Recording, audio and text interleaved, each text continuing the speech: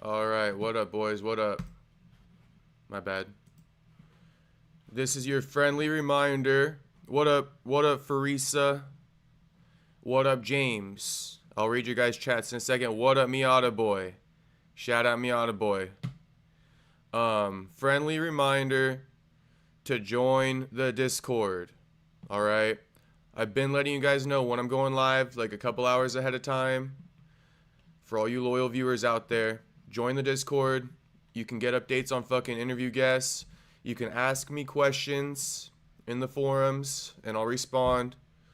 And speaking about all that, real quick, just to get this one out of the way, I know I did promise you guys the SD Dumas interview. We did not film it. We're still working on filming it. Oh, God. Get these DMs out of here, bro. Why the fuck were my DMs up? My God. Okay, anyway.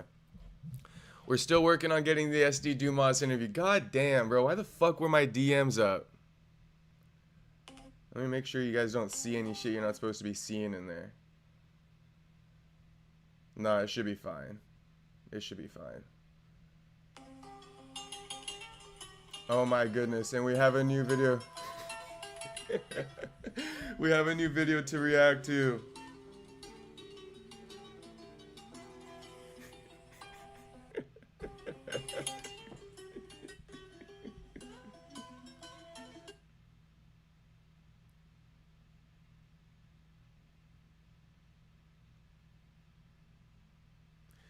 Me and Buck, we're coming for the fucking Russians, bro. We're coming for them. We're coming for them. Buck wearing a fucking papaka. Here it is right here. Buck rocking the fucking papaka for RAF3. This is tomorrow, boys. This is tomorrow. Oh, this is too good. This is too good. All right, 1 second. I want to kind of... Give me a second to start the stream off right. Okay, give me a second to start the stream off right. No, wrong one, motherfucker.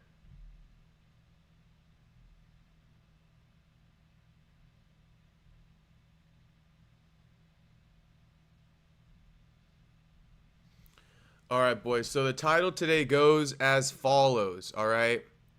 It goes as follows. Diego Lopes claps back at fan Backlash for the Volkanovski rematch. SteveWillDoIt goes off on Ryan Garcia for stealing his chick. Someone drop it in the chat. Someone drop the saying in the chat already. Miata boy, you got it? Drop the saying in the chat, homie. You could kiss her, you could love her, homie. But guess what you can't do?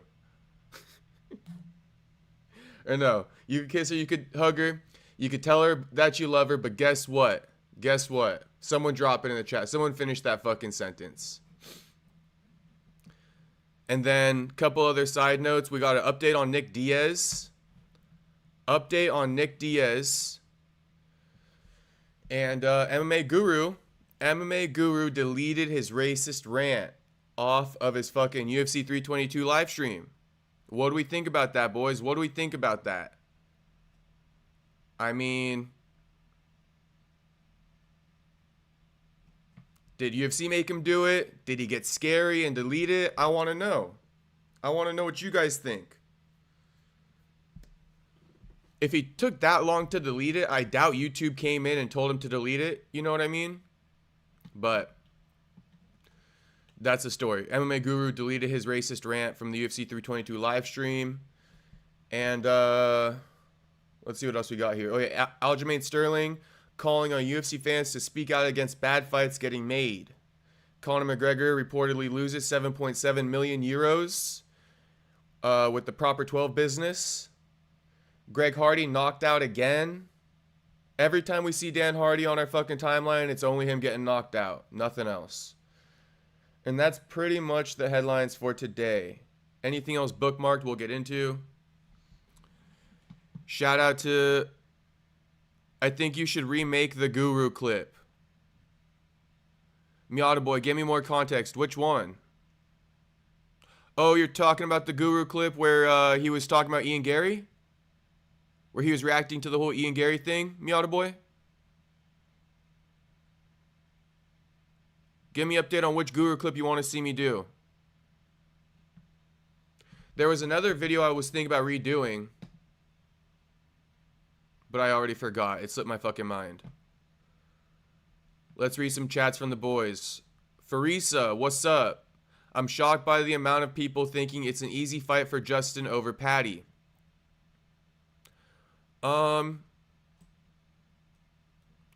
Yeah, that's not going to be an easy fight for Justin. Definitely not going to be easy for Justin. I'm rocking with Patty, bro. I'm rocking with Patty. Despite all the disrespect, I'm rocking with Patty.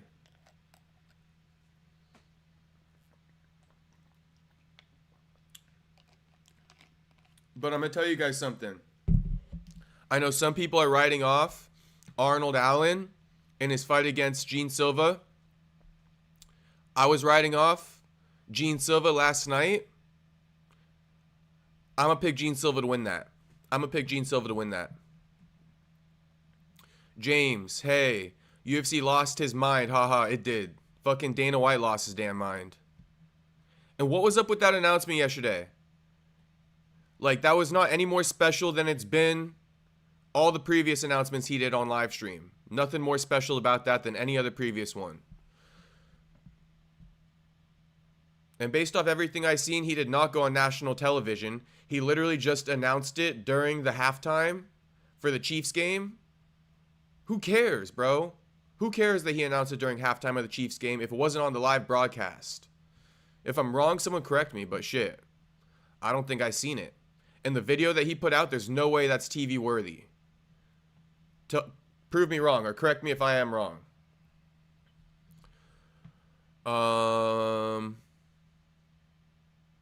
Oh yeah, Farisa, Arnold Allen is going to break his hands again fighting Gene Silva. Yeah, I'm going to go with Gene Silva. Jacob getting ready to fight next weekend. Shit. I'm going to start training some boxing soon, getting ready for these daggies in case they want to smoke with me, Miata boy. I'm going to start training boxing real soon, getting ready in case one of these boys wants to pull up on me. I'm going to be ready. Best believe that. Shout out Miata boy. I was thinking that today. I was like, I gotta start training just in case these guys get some ideas. John Dong sub, what up, homie? John Dong back in the chat. Bucko Madoff, Castro Goat. Shout out M-Gal. What up, M-Gal? Always appreciate the love. Jacob Castro is the most badass Hawaiian since Max Holloway. Shout out M-Gal. Thank you for all the support, homie. I appreciate it. Shout out Max Holloway. Shout out Hawaii. Shout out Hawaii, baby. Let's go, boys. Shout out Hawaii. I got some new merch because my mom came into to town. Okay. Farisa, probably mad Dagestani's talking shit in his DMs. Potentially, Farisa. I assume you're talking about Joaquin. Oh, no. You're talking about Guru. Yeah, it was surprising that I saw he deleted it, but I just want to know why. What was the reasoning? Nah, the 323. Oh, okay. I got you, Miata boy. I did watch it. I watched MMA Guru's clip of UFC 323. I watched it a couple hours ago. I kind of did make my own clip with the live stream last night. We'll see. Those videos for me, they don't do very well.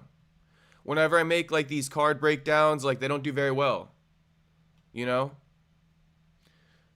I did the debate on Sunday, you feel me? I thought that was going to do pretty well, but it didn't.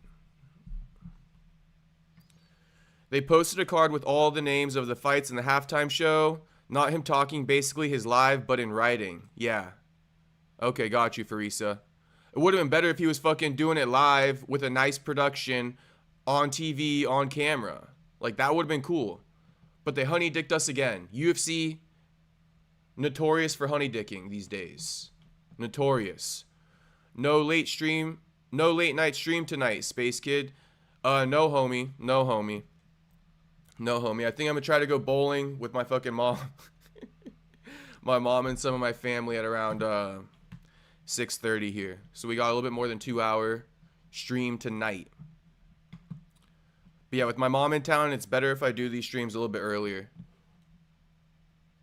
But I know you boys like the late nights low key, so we're going to go back to them. But this might be refreshing for some of the East Coast boys. Okay, so yeah, Diego Lopes, he made a statement responding to all the backlash he's been getting. Perfect photo. Perfect photo. I love using this emoji too. The cheesing emoji, absolutely love using it. Here he is posting his own face, cheesing to all the haters out there worldwide. And he goes, my face when I saw everyone crying. Sitting around, he won't give you a title fight. Get to work and stop whining on social media. Aljo goes, LOL, best of luck. Now, I will say, boys, I will say, a lot of people are crying. A lot of people are crying, and it's rubbing me the wrong way. It's rubbing me the wrong way. I know I was crying last night. I was crying last night about the Diego Lopes Volkanovski fight. And that's not the one I'm most irritated about people crying over. What I'm most irritated about people crying over is the fucking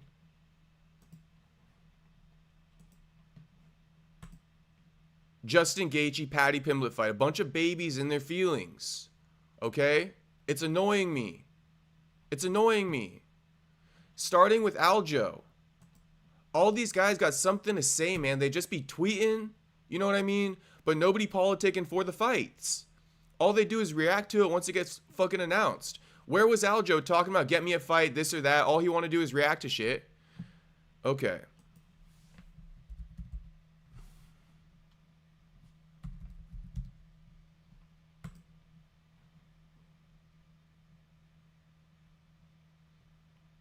You know what? It's better if I just go to the bookmark.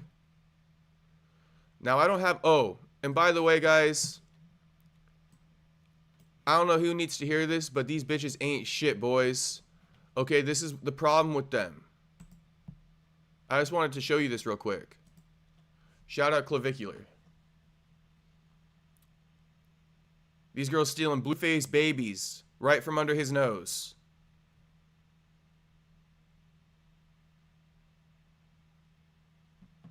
So,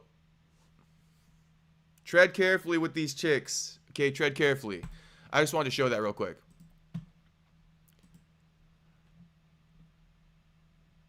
Now, almost before we get into this Aljamain Sterling thing,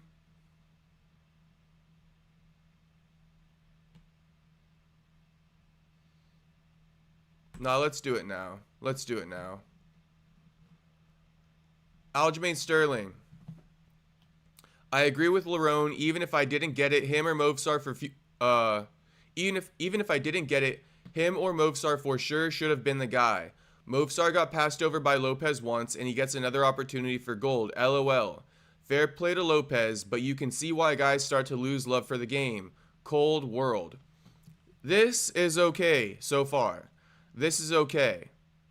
Okay, this is okay. But I think this tweet I did have an issue with. Let me read it. It's 110% not what it used to be. I ride for the company, but this shit is beyond frustrating. Well, first off, Aljo, why are you riding for the company? The company never rode for you, homie. That's got to be partially why you're frustrated, because you ride for the company thinking you're going to get opportunities, but everyone and their mother knows the UFC low-key kind of hates you.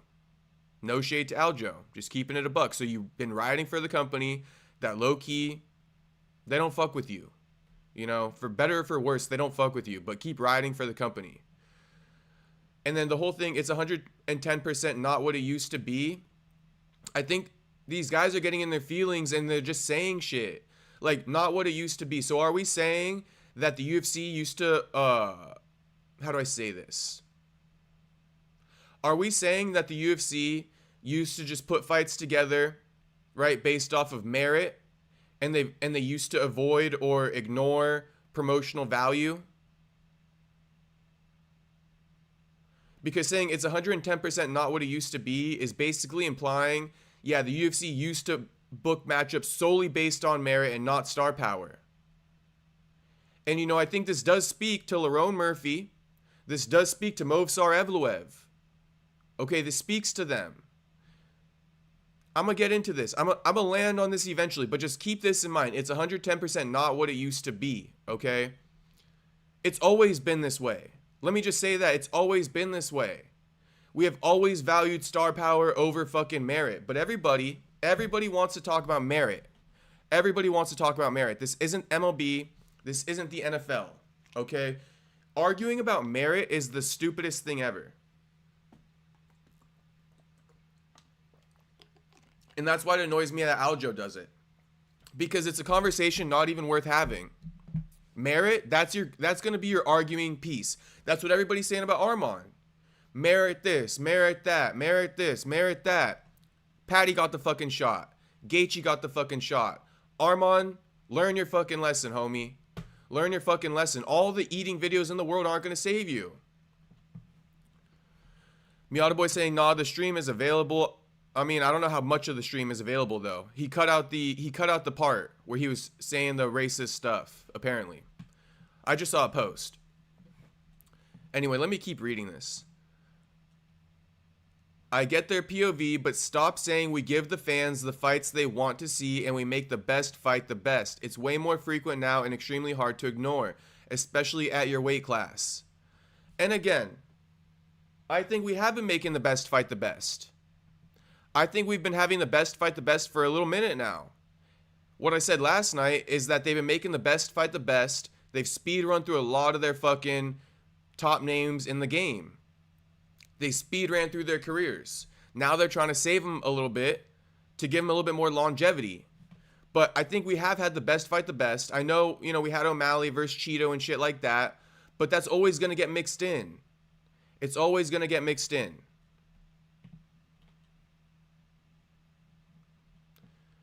And then Aljo finishes his tweet and he goes, it's up to the fans to start complaining about this nonsense. It's obvious the fighters can't do anything but fight who they offer us. The UFC caters to you fans. Do you guys want merit or popularity in these marquee fights? Speak on it, all of you. We want both. I want both. You know what I mean? And I think that the hardcores, I'm going to say this, boys. I'm going to say this. I think the hardcores are killing the sport a little bit. I think the hardcores are killing the sport a little bit. They ignore everything but what they want, right? And when I say they ignore everything but what they want, they ignore financials and they ignore casual fan interest because they don't care about it, right? But if you don't want to care about that stuff, then you shouldn't speak on fights because you're always going to be mad because you're ignoring two things that go into fact to making fights. So, yes, money does have a factor in what fights get made, whether you like it or not, no matter how hardcore you are. No matter how hardcore you are. And casual fan interest drives the ball more than you guys. Yes, I'm talking to you guys. Okay, the casual fan drives the company more than you guys do. And that's why you guys got to factor in. Let me turn on the fucking air, bro. It's hot as fuck in my house right now. 1 second.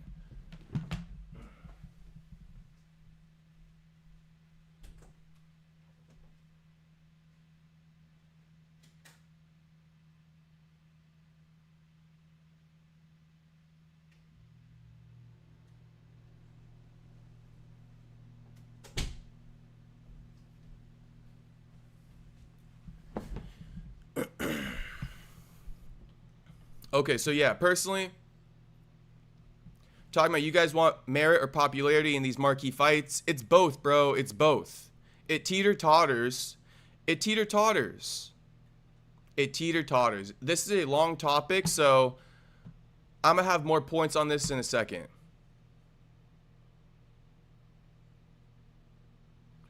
Okay, because then we get this. We got Jake Paul chiming in, crying, bitching and moaning.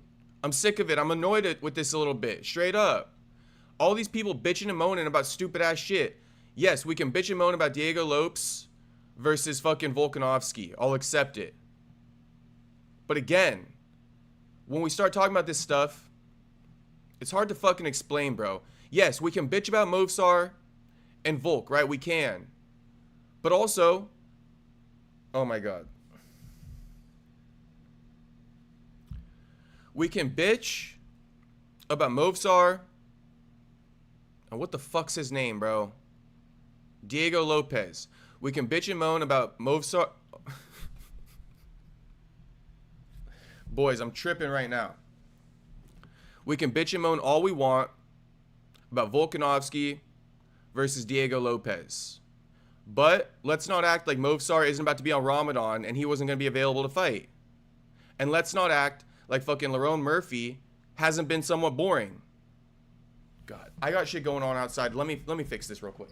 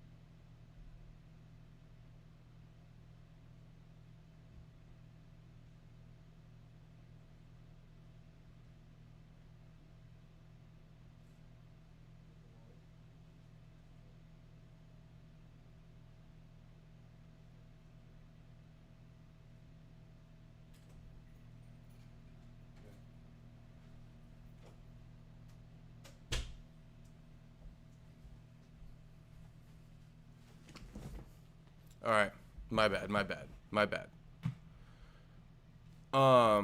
Where was I? Jake Paul and his complaint. They want to abolish the Muhammad Ali Act because they claim they want to give boxing the best fighting the best. So why are all the fans crying foul about these new UFC fights they announced? And for sure, Harrison Nunes should be its own main event. No, it shouldn't. No, it shouldn't. Shilling for females. No, it shouldn't. So this is stuff that rubs me the wrong way. They they give this whole good speech and then they end it with this. Like, all this, and then it's like, so yes, Amanda Nunes and Harrison should be the main event. Like, no, bro. No. That's not how this shit fucking works. Okay, and then to sum it up more, here's Dan Hooker explaining why Diego Lopes, or basically he called it ahead of time. Dan Hooker called a Diego Lopes rematch before his last fight and gave his reasons why other featherweights weren't getting it.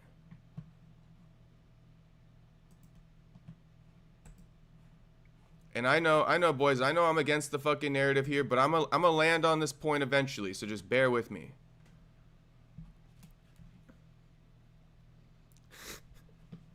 I had yeah, I had some shit going on outside. That's why I was fucking distracted to start off the stream. My bad on that. I'm better now though. Okay, let's watch this. Dan Hooker contextualizing why he figured Diego Lopes was gonna get the shot over Movsar and Lerone. There we go. We got the names fucking right this time.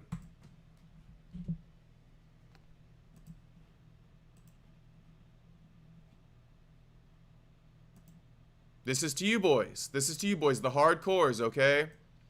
This is to you boys. And a lot of people will say, oh, there's some other guys out there. Murphy,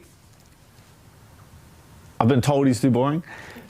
Lots of love, but you know, maybe on the microphone, not as a fighter, but getting out there and selling fights and shooting and then doing that side of things. Some fighters just take a little bit more time if you don't want to say it with your chest. Muzan Ivalov or whatever, no one cares. No one cares, and no one mentioned that homie got Ramadan coming up. No one cares, and no one mentioned that homie got Ramadan coming up. He gonna be fucking fasting in March. Movsar Evloev gonna be fasting in March. Turned down a title shot after being out for a year for his fucking religion. It's okay, but I don't want to hear the crying anymore. I don't. That's what I think happened. Movsar got a Ramadan. No one cares. No one even knows who Movsar is. except for you guys. No one cares to see him fight. Aljamain Sterling, UFC hates you, my friend. I love you. I love you. Your rum's outstanding, but the big wigs, they hate you for some reason. Sorry, Cobb. They hate you. No offense to Alja, but they do. Okay? And talking about Lerone, just to kind of, you know, seal in my point a little bit here, a little bit more. Okay, talking about Lerone, you know, I've been said this about Lerone for months. Since before, when he fucking got his last win in the Apex, I think against who? Josh Emmett? Let's see what I said about Lerone Murphy when he got the win over Josh Emmett and he was supposed to call out the winner. Hold on, let's just watch this. With that win, you're now 16-0, undefeated.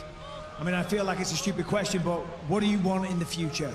Obviously, I want a title in it, but give me anybody in that top 5, top 3, even. Give me one of them guys. You versus Gene. Let's go, man. I just want Looks away from the camera, doesn't say a name. Let's keep it going. to keep this train going, and we'll get to the challenge. Look at him. Where are you looking at, homie? Where the fuck are you looking? And when are you going to put a name on it? Championship or stay active. Another 2 fights this year. Manchester! Manchester! Yeah, shout out to Lerone. Honestly, Manchester in the house. but see, Okay? Hang on. this is the thing. He just said give him someone in the top 5. You should be like, hey, man, Gene Silva, Bryce Mitchell, run it. I want the winner of that shit. Give me that guy. If I don't get a title shot, I want the winner of that shit. They're fighting next fucking week. Give me that guy. It's like, I don't know sometimes. Like, do you not understand? With that, He don't understand. Here's the caption. With all due respect, Lerone Murphy needs to understand he was positioned to call out the winner of Bryce Mitchell versus Gene Silva or the winner of Alex Volkanovski versus Diego Lopes next week at UFC 314 and didn't say one of their names. Okay, this is what you guys don't get because you guys just look at rankings sometimes. And again, this is the other annoying thing to me. Now I'm going to go off a little bit. All you guys be looking at rankings. This shit don't mean nothing and you know it. Same people who use rankings to make their point be fucking talking shit on the rankings saying this person don't deserve this ranking, this person don't deserve that ranking, but then we're going to use the rankings to make our point. But then when we don't like something, we're going to go against the rankings. So pick one, boys. Pick one. I already have. I don't base my opinions off the fucking rankings. That's why I'm not tripping about Armand not getting it. That's why I'm not tripping about fucking... Yeah, pretty much just Armand. Pretty much just Armand there. But, the rankings, you guys be fucking tripping over the rankings and no one cares. No one cares about the rankings. The rankings mean nothing and we all know it. But you guys use it to make your point. Shit annoys me too. Shit annoys me too. But we talk about Lerone Murphy not getting a title shot, right? But Lerone Murphy been messing up the money for a minute. Lerone Murphy could have got a title shot, right? Or put himself in a contendership bout against a higher ranked opponent because everybody talking about rankings, right? So Aaron Pico not ranked, blah, blah, blah. He needs a number next to his name to be validated as a good fighter. No, he fucking doesn't. No, he fucking doesn't. You guys should be able to see who is a good fighter and who is not a good fighter without fucking having a number next to their name, homies. Come on now. I can't wait to read these chats. I don't know what you guys are saying right now. But Lerone Murphy, okay, he didn't get this title shot this time around. I want you guys to understand this. He didn't get the title shot this time around. Okay, for whatever reason. I think he did something behind the scenes. I think there's something up that he's not saying. But anyway, he didn't get the title shot this time around. But this goes back. This issue goes back to the Josh Emmett fight. I just showed you the post-fight press conference. Him looking away from the camera. He not saying anybody's names. He's the main event the week before UFC 314. This guy was the main event before UFC 314. UFC 314 was a big-ass featherweight card. It's the same thing we just went through with the welterweights. How UFC 322 was stacked on welterweights, and then Ian Gary and Bilal was the main event welterweight bout for the next weekend's card. And we saw how all that worked. You saw what Ian Gary did. You saw how Ian Gary was positioned, and you saw what he did. Okay? Lerone Murphy didn't do this with the win over Josh Emmett. Okay? He could have set himself up to either get a title shot next or get a higher ranked opponent in Bryce Mitchell or Gene Silva. He did none of that. He got neither of those names, and instead he got a short notice bout against Aaron Pico. Okay, who now you guys say he's not ranked, it doesn't matter, it's not a good win because Pico don't got a number next to his name. Okay then, so what the fuck are we complaining about? What are we complaining about? You know what I mean? Talking about Movsar Evloev. This guy hasn't fought in 12 fucking months. He was already scheduled to fight after after he pulled out of the fucking, oh my god. Movsar Evloev was already scheduled to fight after he beat Aljamain Sterling. He was scheduled to fight Aaron Pico, then he pulled out. So it's like, why does Movsar get it? Because he got a 1 next to his name? And you guys can't, you know what I mean? Use your own logic? Who cares about the 1 next to his name? Who cares about the 1 next to his name? I certainly don't. He'd been out for 12 fucking months. He pulled out of the fucking Aljamain Sterling fight. Lerone Murphy stepped up and knocked Pico the fuck out. So, honestly, I guess what I'm really trying to say now that I'm kind of like navigating my point is that nobody should be sticking up for Movsar and Lerone because they don't even stick up for their damn selves. They don't even do themselves no favors. Murphy and Lerone.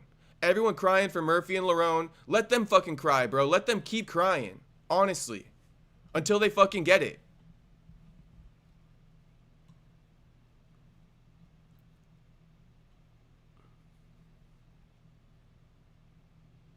Until they fucking get it. This guy got 0 personality, by the way. Nail on the head with casual MMA. 0 personality.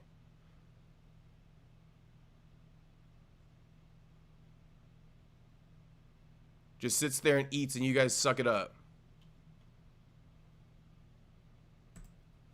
Anyway.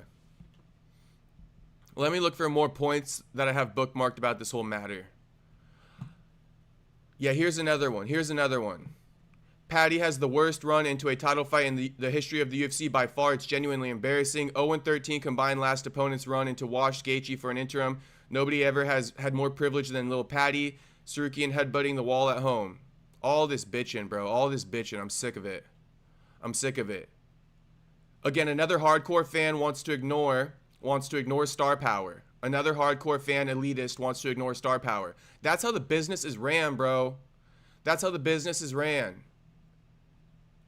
And 0-13 opponents. Like, okay, bro. Okay. Whatever. This ain't the first time. It's not the last time it's going to happen.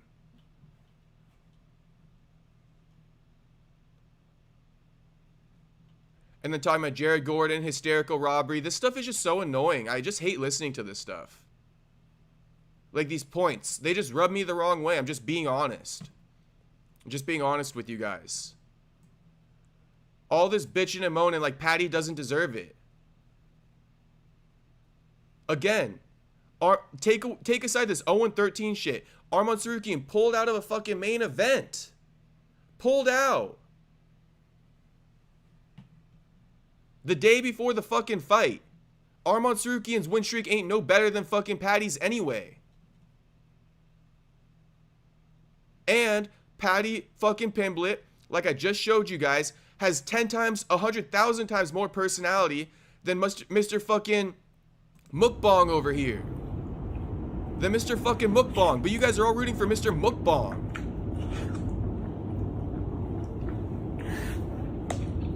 So you can hear him fucking slurp more?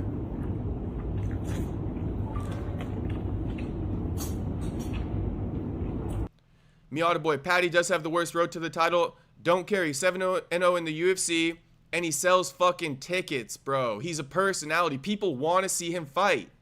People want to see Paddy fight. So how about that? People want to see Paddy fight. People don't want to see this dude fight. And I feel like those arguments get overlooked because people want to go and fucking make themselves seem smart. People want to go and make themselves seem smart and type out shit like this. Bro, the bottom fucking line. Nobody wants to see Armand fight. No one. No one. Paddy could have fought guys with a combined record of 0-20. People still want to see him fight more than fucking Armand. We've done had this convo. We see the poll. Okay, let me read some of these chats real quick. But I just had to let you guys know. Wait, hang on. There's more stuff. I was bookmarking all these tweets today. 1 second. So what was that Aaron Pico fight for in the end? Murphy KO'd him too. Shaking my head. This just shows they weren't happy about it happening. How do you not give Lerone Murphy the title shot at this point? One of the worst things I've seen them do besides what they did to Aljo. Shaking my head.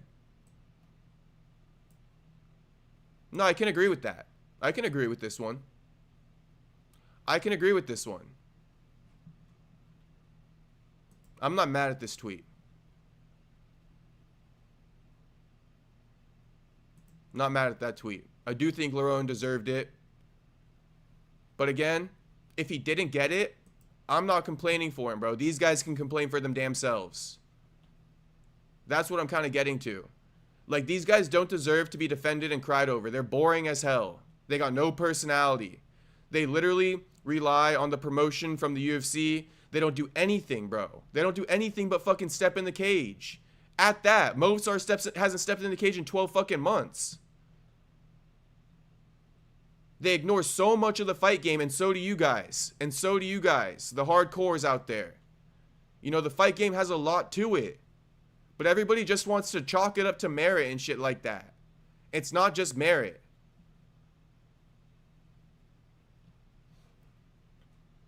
Here's another tweet. Can't believe we might see Paddy Pimblett with a UFC championship around his waist when he started his run in the UFC. I didn't expect him to make it to this point. Didn't even think he'd be ranked, so honestly, fair play to him for making the improvements to get to this point. And I think that's why a lot of people are mad. Because everybody, you know, everybody who's mad has been downplaying Paddy's career since he got into the UFC. That would be my opinion. I think that's why people are mad, because a lot of people are just like this, where they say, when he started his run in the UFC, I didn't expect him to make it to this point. Didn't even think he'd be ranked. I think a lot of people think that. But if you don't like Paddy, then what? I think you got to ask yourself a couple other questions, bro. Why the fuck wouldn't you like a guy like Paddy?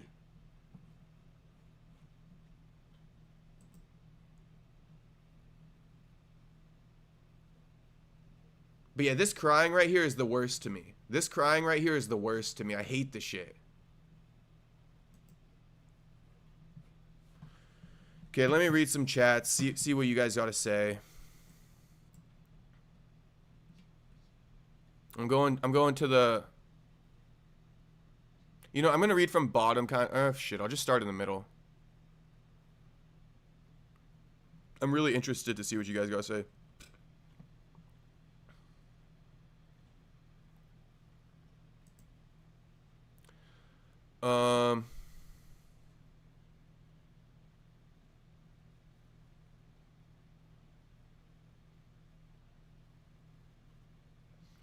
MGal saying Diego had a great win over Gene, to be honest. You know, it was a good win. It was a good win. But again, people actually like watching Diego fight, and that's what you guys don't care to hear. But it's a conversation that needs to be had, and I'm tired of ignoring that conversation. I'm tired of ignoring it. You know what I mean? Of all the three people, Diego Lopes, Movsar Evloev, Lerone Murphy, guess who the fucking people at the bar want to see? Okay? That's how you gauge the casual fan base. When I go to a bar, okay, and I say, hey, you guys want to see Diego Lopes? You want to see Lerone Murphy or Movsar Evloev fight Volkanovski for the title? You know what they're going to say? Diego fucking Lopes. They're also going to say he just coming off of that win over Gene Silva. Okay? That's what you guys don't want to hear, though. And so it speaks to Movsar and Lerone. Figure it the fuck out, bro, boys. Figure it the fuck out. The UFC's letting you know right now. You want to keep ignoring aspects of the fight game? Fine. You're never getting the opportunity. Never. Never.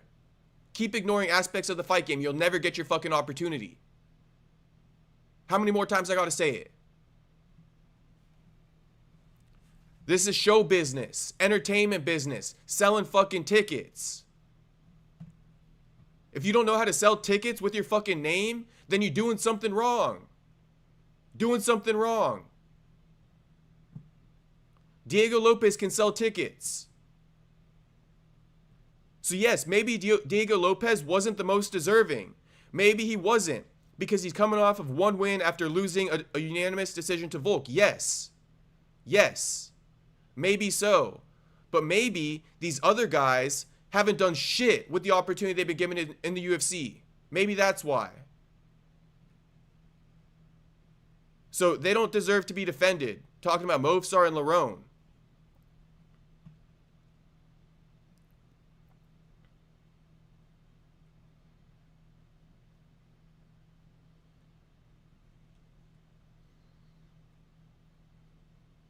Shout out to MGal. Bowling will be fun later with the family. Yes, it will be. John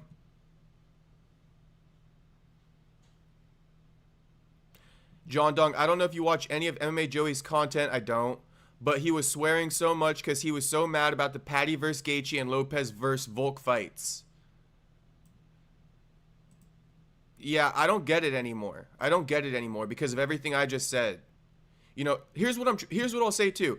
Patty Gaethje, I really don't get it. You know what I mean? I think it's fine. I already explained that shit last night. Lopes versus Volk. If Movsar and Lerone are going to get passed over, let them get passed over, bro. They're lazy. They don't do shit. I'm telling you guys. We need to react to that. Alright, maybe I will, Miata boy. Maybe I will. But that MMA Joey guy is low-key unsufferable. John Dong, unfortunately, the stream is on members only. I got you. Aljo is boring, so who cares? So is Movsar. And you want him to get the title shot, Miata boy. So who cares about Movsar? That's what I'm saying, though. We can't be wish-washing on points. You gotta stick to your base, right? You gotta stick your base. If you're saying one guy's boring, so who cares? Then keep it a buck across the board. Because that's what I'm noticing. Everybody wants to pick and choose their points for the fighter that they like or the fighter that they dislike. It's not about who you like and who you dislike. It's about the arguments you can make for them. It's about how promotable they are. And it's about their win streaks. Their records. Everything, though. John Dong, but I'm not over-exaggerating. He was mad about the announcements. Like, I get they aren't ideal matches, but he was overboard with his reaction. Okay, John Dong, maybe I'll check it out. Maybe I'll check it out. Pull up that MMA Joey stream. All right, I will. I will eventually. I think Joey actually deleted the stream where he was swearing. Why? Why are these guys all so scared? Why the fuck they deleting shit? Shit, the only reason why I would make my stuff members only is fucking for the subs. Or, you know what I mean? The memberships. Should have clipped what he was saying. Yeah, John Dong. Damn. James says, if you don't like the matches, don't watch it. Yeah. Fair enough, James. Fair enough. And I'm gonna watch that shit. I'm gonna watch that shit. Imagine too, right? Imagine if it was like Arman versus Gaethje. It would have been an insufferable fucking matchup. No headlines, just eating videos. Miata boy, Justin doesn't deserve it. I don't care. Arman versus Patty would have been a damn good fight. It would have, Miata boy, it would have. But listen, Arman pulled out of a fight on the day before. Arman pulled out of a fight the day before. Let me go over this again because you guys seem to forget. Arman pulled out of the Islam Makhachev fight because he was injured and couldn't make weight. He was injured and couldn't make weight. You guys got to get that through your head. Arman pulled out of the Islam fight because he was injured and couldn't make weight. But was he too injured to show up and fight? The answer is no. The answer is no. So why didn't he show up to fight? Because it wasn't worth it to him unless he got the gold on the line. Because he's already rich as fuck. He doesn't have to fight for money. So, okay, you make a decision like that. Guess what? A year and a half down the line, Gaethje getting the opportunity over you. And it is what it is, homie. You made a fucking decision for yourself and we're making a decision for ourselves. It's how it fucking is. So talking about that again, Justin doesn't deserve it. I don't care. Arman versus Patty would have been a damn good fight. Arman fucking pulled out of a main event with tickets that were sold with his name on it because he couldn't make weight and he wasn't willing to fight without the title being on the line. But could he have fought? Yes. Yes, he could have fought. Understand that, because that's the semantics you guys don't want to bring up. You want to bring up these fucking records. You want to be like, oh, but Dan Hooker, he beat Dan Hooker, and Patty's last win is Michael Chandler. That shit is so irrelevant. Aside from the fact that Arman fucking pulled out of a fight 24 hours before it fucking happened. 24 hours before the start time, he pulled out of that shit because he couldn't make weight. But was he too injured to fight? No. He was too injured to keep cutting weight. And he said, scratch the whole thing. Belt's not on the line, scratch the whole thing. I don't care about anybody but myself. Nobody but myself. Scratch the whole thing. I can't fight for the title because I'm too injured to make weight. Scratch the whole thing. Dana said, but bro, you could still fight. We sold tickets with your name on it. You could still fight. We'll do right by you if you still fight. You feel me? We'll do right by you if you still fight. He said, no, I'm not going to do it. So why don't we talk about that? Talk about that. Everybody wants to talk about these small ass fucking semantics that mean nothing. They want to talk about these smallest things like the fucking Dan Hooker win over the fucking Michael Chandler win, but everybody wants to ignore how fucking little pay-per-views, or since we're out of the pay-per-view era, how little viewership Arman Tsarukyan attracts. How little viewership. Nobody wants to watch him. Nobody knows him. On top of that, he pulls out of fucking main events if he has the slightest bit of a problem. So I don't give a fuck that Arman didn't get the fight. I don't give a fuck that Arman didn't get the fight. Yes, would it have been a good fight? Yes, it would have been. But this is Arman's fault. You guys should be blaming Arman. Blame Arman. The same way the UFC did right by Justin Gaethje for stepping up and getting flatlined by fucking Max Holloway, for also taking that Fiziev fight. I think it might have been on short notice. Right, I think that Gaethje versus Fiziev fight might have been on short notice. He's doing favors for the UFC. The UFC said, you did more for us than fucking Arman did. You stuck your neck out for us more than Arman did. Arman left us high and dry for the Islam Makhachev fight. We had to fucking rearrange the whole card. Bump up Renato Moicano. Talk about that. Talk about all that shit. When you're making your points.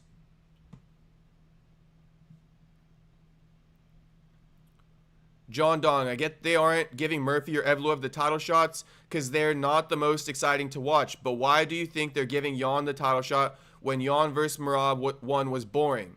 John Dong, if you want my answer to that, I think it's because Merab is clearing out the division. There's not much opponents left for Merab. He's so active that he ran out of good matchups. You know? That's why. Yan's just the only one available, the only one left, the only one he can run it with to break his own record. Yan versus Merab is more so for Merab to break the record, and no one else was available. Like, who are we going to give it to? Oh yeah, the other thing, everyone bitching about Paddy Pimblett's number 5 ranking, shut the fuck up. Shut the fuck up. Anyone bitching about Paddy's fucking number 5 ranking, we don't care. We don't care. Cry somewhere else. He's number 5. It is what it is. But these rankings don't mean shit anyway. Guys, gotta stop reciting these fucking rankings like they mean something. They don't mean shit, bro. And you all know it. But you use them to make your points when necessary. And that's what I find annoying as fuck. Okay? That's what I find annoying as fuck.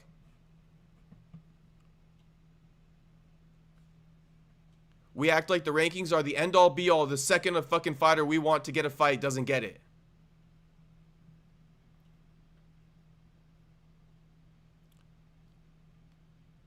UFC fucked up with these title fights. It is what it is, Saxby. UFC's corrupt to try to remove the Ali Act. Yes, I would agree with that. I would agree with that. Arman chilling in Dubai. He's rich enough to not care. Shout out to James. Let Arman bitch. You guys don't gotta bitch. Let Arman do it. But he'll probably just make 10 more eating videos before he actually bitches. You see, though? Arman, he makes what? One tweet saying, make it make sense. Arman can't even talk. One tweet saying, make it make sense. And then back to the eating videos it is. And that's who you guys want for a title shot. Crazy. He just fought like last weekend. Okay, last fucking weekend. Don't forget that. Arman fought last fucking weekend. You really think that it's a safe bet? The same guy who pulled out of a fucking main event? You really think it's a safe bet to let Arman and to get Arman booked for fucking January? A week after his fight, the same dude who pulled out of a fucking main event? You really think so? For the first card of the pay-per-view or the Paramount era, you guys really think so? For the first fucking card of the pay-per-view or the Paramount era, you guys really think so?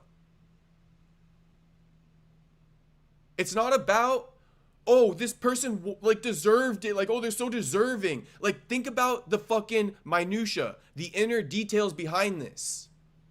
Nope, you guys, you know what I'm saying? Like, talk about the fucking details behind the scenes. Arman Sarukian, who's big as fuck, cuts a fuck ton of weight, clearly because he eats like a motherfucker. Okay, eats like a motherfucker. And you guys think him a week after his fucking fight, not even a week. It hasn't even been a week. It's fucking Friday today. The fights got announced on Thursday. Arman fought last Saturday. And you guys are bitching and moaning because Arman didn't fucking get it. 6 days after his fucking fight, 5 days after his fight.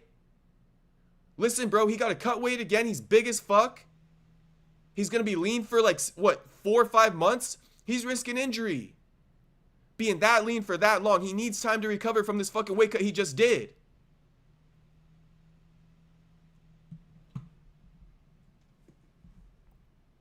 And if he were to get booked for this fight, yes, you're risking injury.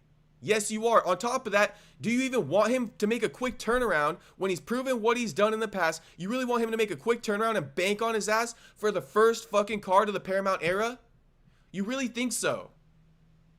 And all the bitching and moaning about Justin Gaethje this, Justin Gaethje that, Arman deserved it more. If you go to the fucking bar and you ask them, do you know Justin Gaethje or Arman Sarukian? They're going to say, I know Justin Gaethje. This is the first card of the Paramount era.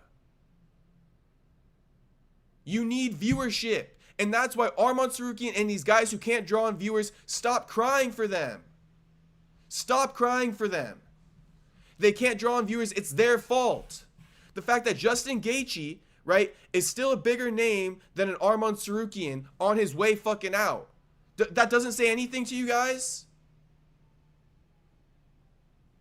Maybe stop fucking reposting every single eating video of Arman so we can actually learn that that's not doing anything for anyone.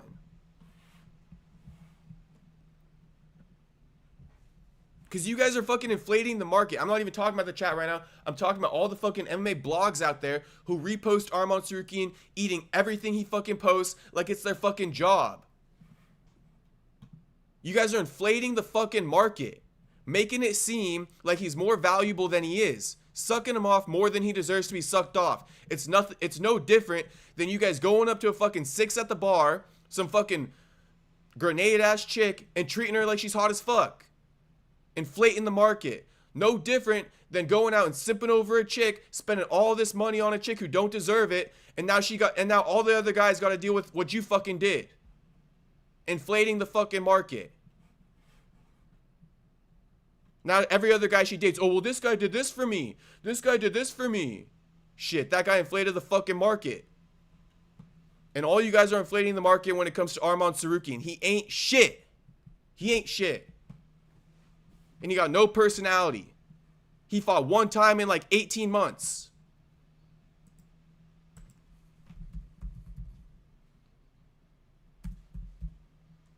He's a good fighter, yes. So is Sean Brady, and you guys saw what happened to Sean Brady. April 2024 to November fucking 2025. That's about 18 fucking months. Give or fucking take. 18 fucking months. One fight, and you guys are bitching and moaning. Bitching and fucking moaning that he didn't fucking get it 6 days after his fucking win over Dan fucking Hooker. Crazy. You guys are crazy sometimes, honestly. Make it make sense. How many points I gotta make? How many points I gotta make? Can I put my glasses back on, boys? Can I put them back on? Welcome back, everybody who fucking skipped that. Okay?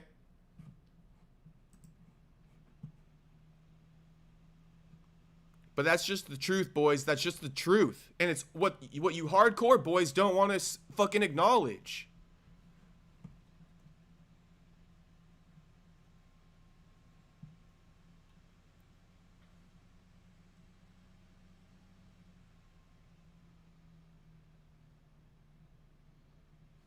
Saxby, UFC is disrespectful to Volk. Volk beat him 4 rounds. He deserved either the black guy or the Dagestani.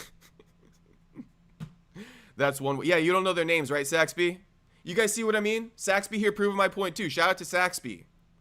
The black guy or the Dagestani. Doesn't even know their fucking names. He don't even know their names. Shout out to Saxby.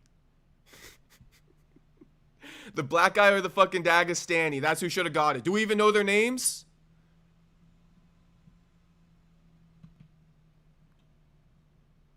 Volk is legend. He wants whoever is next. He has not defeated.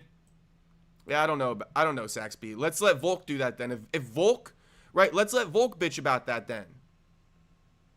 If Volk's so mad about it, right, if Volk's so mad about it, Saxby, let Volk bitch about it. Then we can hop on it. But until Volk says something about how he's unhappy with it, right, that he was disrespected, until I hear Volk say he's unhappy that he was disrespected, I'm not going to say anything. I'm not going to say anything. Evloev fight versus Sterling was a banger. I don't know about that, Saxby. I don't know about that. Brother, this is a sport. The UFC is corrupt.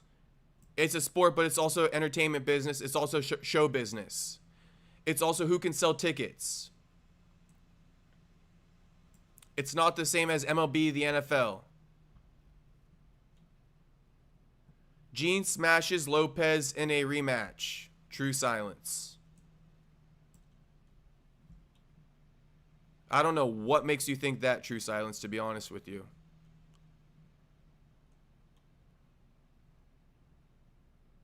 There's no pay-per-view anymore. Give us the guy that deserves it, Saxby. There's no pay-per-views, but you need viewership, bro.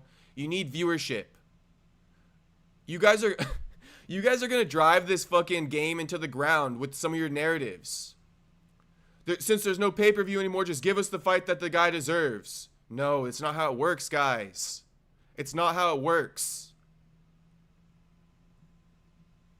And I get it if you guys don't understand it. Right, this is the thing. I get it if you guys don't understand it, but you gotta stop acting like you know everything.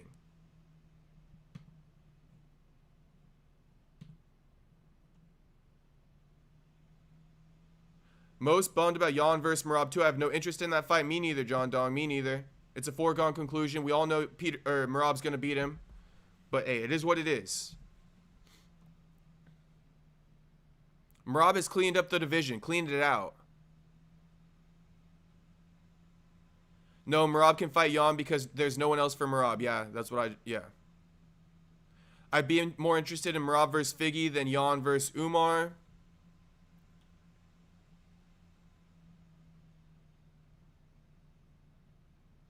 Why should we believe the corrupt and the liar Dana White? So what, Merab has no one else? Yeah, he got no one else. The Emmett vs. Murphy fight was boring, and if I remember, I think he lost it, and I poked him twice. Who lost it? The only person I lost to that fight was Josh Emmett. That's the other thing I hate to hear. Everyone talking about, oh, this person really won the fight, though. Please, boys, please. It doesn't even matter. The result happened. We have to accept it and move on. People still talking about, oh, Patty didn't really beat Josh Gordon, Jared Gordon. Bro, we don't care anymore. We don't care anymore. No one is making the NR argument. Not ranked argument. A lot of people are making the not ranked argument because when I say Lerone Murphy deserved the title shot, Miata Boy goes ahead and says, well, Aaron Pico wasn't even ranked, bro. Movsar deserved it more. So that's why I'm bringing it up.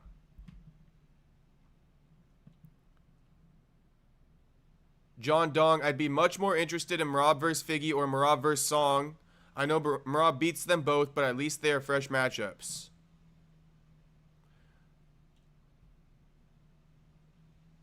Yeah, bantamweight not that exciting in the first place. You know what I mean? Bantamweight, it's in its revamp right now. It used to be more exciting. It's not at this point in time. Look at Movsar and Murphy win streak. Volk beat Lopes 4 rounds. Look at Movsar and Murphy win streak. No, I know. But again, like I said, the fact that they got these win streaks and Lopes still got the shot over them, you guys aren't hearing what I'm trying to tell you.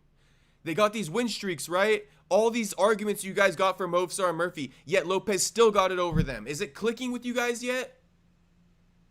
They're not doing enough. Win as many fights as you want.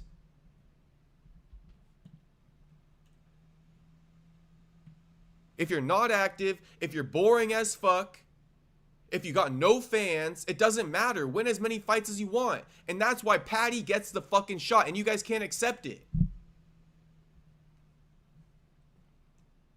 But like I said, if you're boring, if you got no fans, okay, and you're inactive, then it doesn't fucking matter, bro. You can win as many as you want. The UFC's never gonna pick you. And you guys all ignore these points. All ignore these points. Armand doesn't need personality if he's the UFC Bruce Wayne, bro. Again, that's just MMA fans sucking him off. Nobody thinks that. It's like an inside joke inside the community. And clearly he does need personality, true silence, because he didn't get the title shot against Gage or against Patty, did he? So here we go again with it. Here we go again with the denial. He's just rich and can fight. Shit. Not rich enough to get the title shot over Gaethje. He can't fight good enough. His fight skills don't get him the title shot over Gaethje, does it? So I don't know. Whenever it wants to click for you boys, it can click for you boys. If you guys never want to let it click for you, you finna keep complaining. And you guys gonna keep being mad. Shit. Armand doesn't need personality if he's the UFC Bruce Wayne. That shit's crazy glazing. Crazy glazing.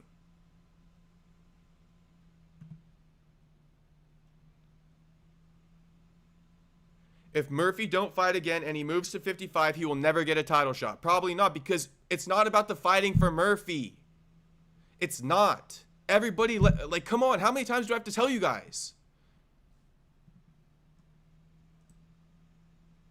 Even if Murphy goes up to 55, he could do the same thing there he's done at 45. He's never going to get it. And it's like, if you guys are hardcore fans, you've been around for a minute, think about Cub Swanson. Cub Swanson never got his title fight. Never fucking got it. Cub Swanson, basically the same as fucking Movsar and Lerone. Same shit. Except at least Cub was more active. And he had somewhat of a bigger fan base than both of them fucking combined.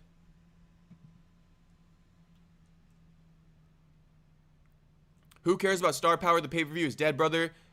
Bro, you guys are like 5% of the fan base. You realize that, right? Hardcores don't make enough for the company to profit and thrive. Who cares about star power? The pay-per-view is dead, brother. It's crazy, Saxby. It's crazy. I've explained it to you too many times to keep doing it. You feel me? I've explained it to you too many times to keep doing it. But you're going to keep finding yourself on the wrong side of history with that mindset.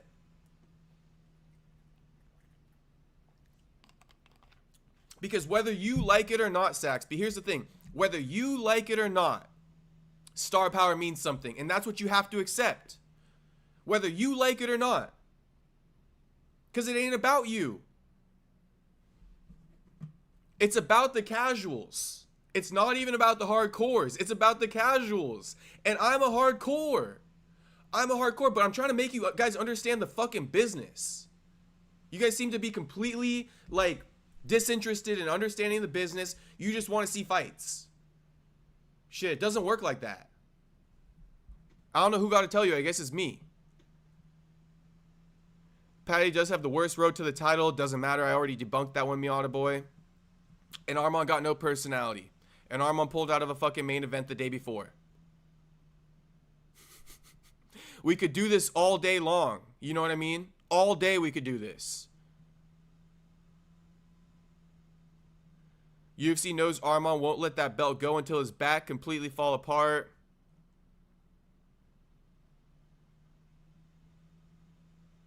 Damn, I just lost the chats.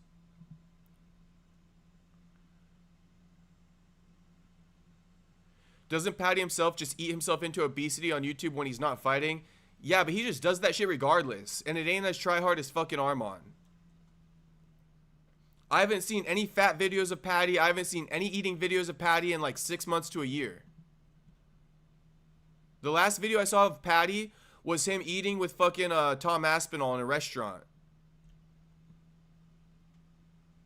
But at least Paddy gets fat as fuck and jokes around and laughs and talks and, you know what I mean? Even if you compare their eating videos, I prefer fucking Paddy. Armand literally sits there and fucking eats something and cuts it like within 30 seconds. I told you guys before, if you've been tapped into these streams, you know, numbers fucking lie. It used to be a time where numbers don't lie. Nowadays, numbers lie. And I'm telling you right now, Armand's numbers lie. He can get as many likes, as many reposts as he wants for the eating videos. It's never going to take his career to the next fucking level.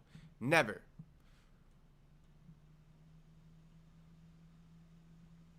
We ran a poll and Armand won the poll over Justin and Paddy. Yeah, because it's a chat full of hardcores, Miata boy. Because it's a chat full of hardcores and all you guys ignore the fucking real business. It's okay. You feel me? It's okay. But look what happened. Look what happened. You guys voted Armand over Justin and Paddy, and Justin and Paddy got the shot. So how many, you guys want to keep being on the wrong side of history? Or you guys want to learn something about the fucking business so that you can make educated fucking answers? Instead of just telling me what you want. It's not about what you want, bro. We're trying to figure out what's going to happen. Not what you want. I'm not fucking just asking you directly, what do you want? I'm asking you guys, what do you think's going to happen?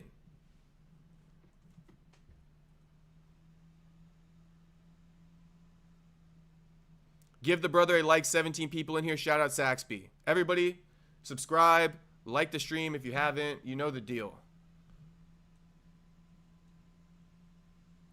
Armand is not boring. He runs with Hooker, Bobby Green, all that entertaining.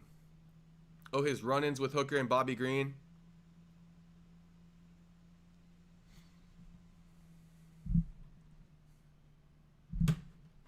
Armand can barely speak when a microphone's in front of his face, bro.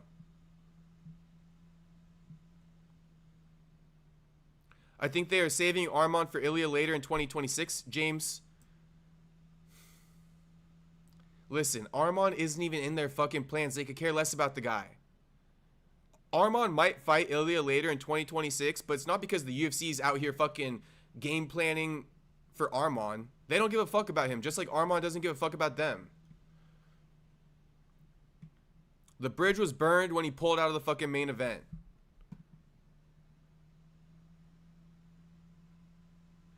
I don't think Paddy, Miata Boy says, I don't think Paddy or Justin should have gotten it, but I also think they will strip Ilya and then Paddy has to fight Armand and I think he will lose. Way too soon to consider that, Miata Boy. But, you can't strip a champion inside 12 months anyway. They can't and they won't strip a champion inside 12 months. And again, Miata Boy, you talking about stripping Ilya when he's the biggest star in the promotion, you got to think about that a little bit more, bro. Like, that's what I'm saying. I don't know where you guys get this sometimes. Strip Ilya? Are you...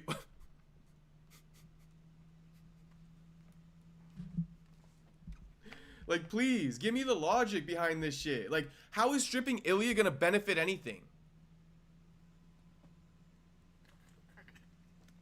What problem will be solved by stripping Ilya? Or you guys just be saying shit, Miata Boy?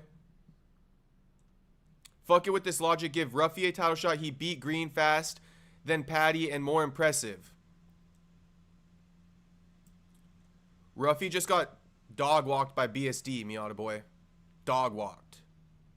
Coming off a loss. Come on, bro. Don't make it that easy on me, homie. I almost feel like you're rage baiting there. You can't be serious. I know you're not serious. Casuals are now going to say, isn't that the guy that Volk beat last time? Eric, you're not lying. You're not lying, Eric. Diego doesn't deserve it only because of that. N-word just lost to the champ, and this is the champ's last fight. Again, if the champ ain't bitching, we shouldn't be bitching either. That's how the game works, boys.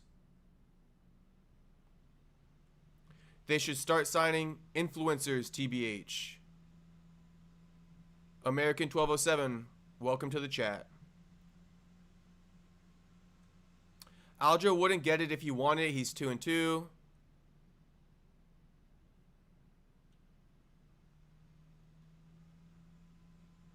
Arman's back was fucked against Islam, who's a wrestler. He's just asking to waste his title shot. And that was his decision to be made. And he's paying the price for it, True Silence. That was his decision to be made. If he decided Islam's a good wrestler and I got a bad back, blah, blah, blah, then okay, that was his choice. And the UFC is allowed to make a choice based off what he made, too.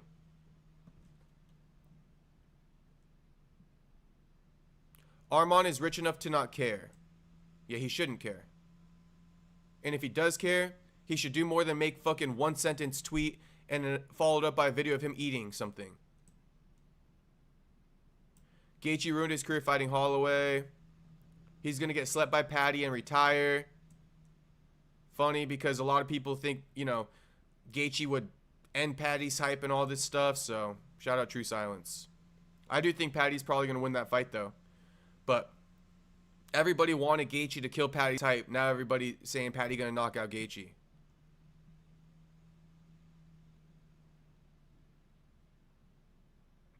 Bryce Hall will get the most viewers, sign influencers. It got to be the right influencer.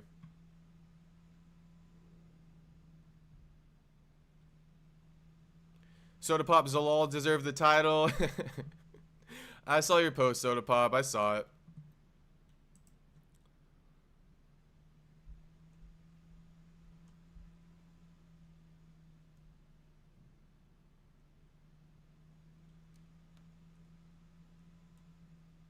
What up, AJD? IG really no one.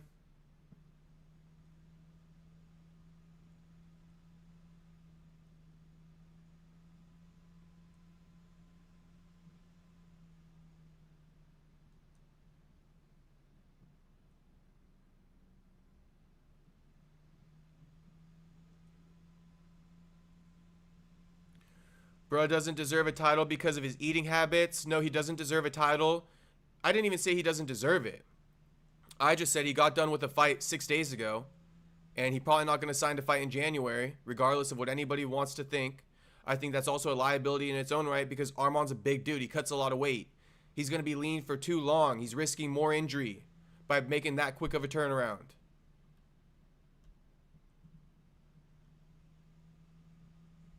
But a lot of you guys don't see this stuff until after it's said and done.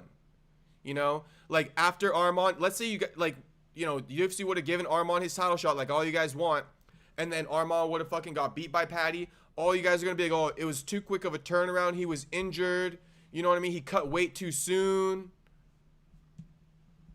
But you guys don't see those points until after it happens. That's why I got to tell you it ahead of time, and then you guys have such a hard time understanding it. But it's like, you guys are going to say the same shit after it fucking happens. Can do better than Peter. I don't know about that.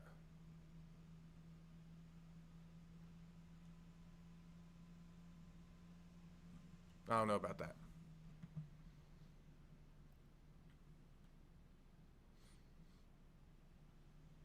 Brandon Castro in the house. Shout out America First. What up, America First?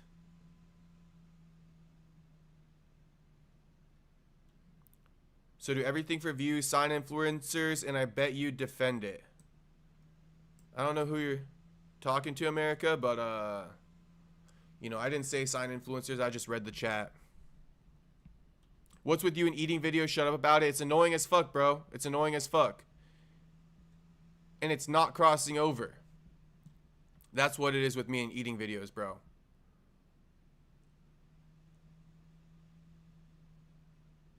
Do more than this. Let me show you guys one more time. Just so it really hits with you. Okay?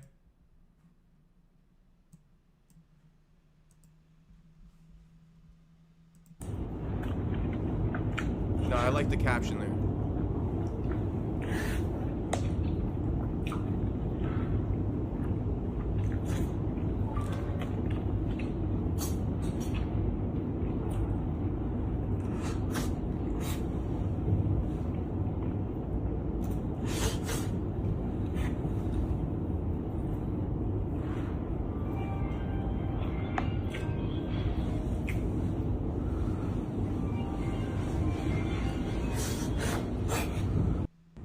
Let's watch it twice because it's so cool, right?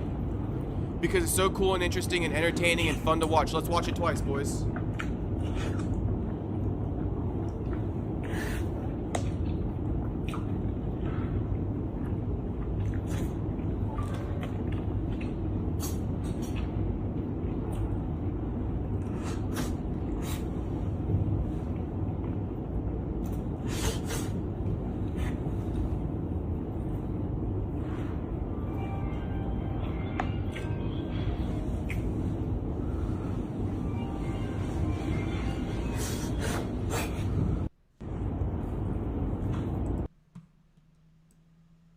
I'll tell you what that is.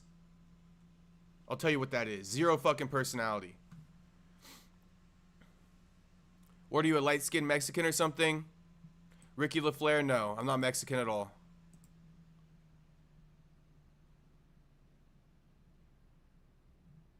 Armand is entertaining. Bro is headbutting people, punching fans, choking people.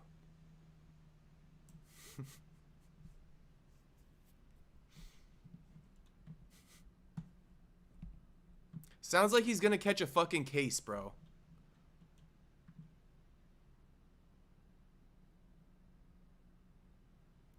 Volk said he is unhappy about it. His coaches also said he was unhappy. We can watch the video, Saxby.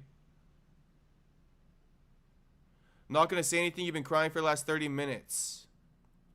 I don't know what you want me to say, America. What do you want me to respond to?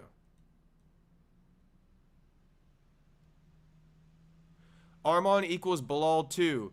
Or Armand equals Bilal. Two fighters that don't put asses in the seats. Like it or not, why do you think Colby was fighting on a regular? Like him or not, he pulled people to the arena or in front of TV. At least America First fucking gets it a little bit.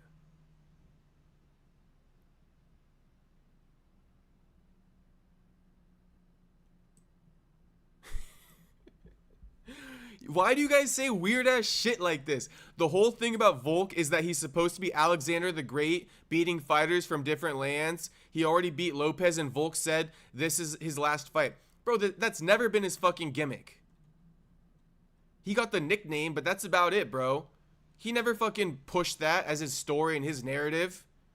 Give me another fighter from another land. Maybe if he would have said that, I would have fucking agreed with you, True Silence. But oh my god, bro, you guys be saying...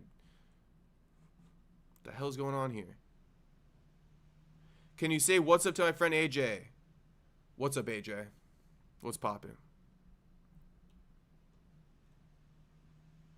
In the Gene vs. Lopes fight, I watched it a couple times. First round, every moment other than when it got to the ground, Gene was winning. Second round, every moment before the finish, Gene was. Faria, I also watched the fight, and you're right. You're right. Until he crashed out and he lost.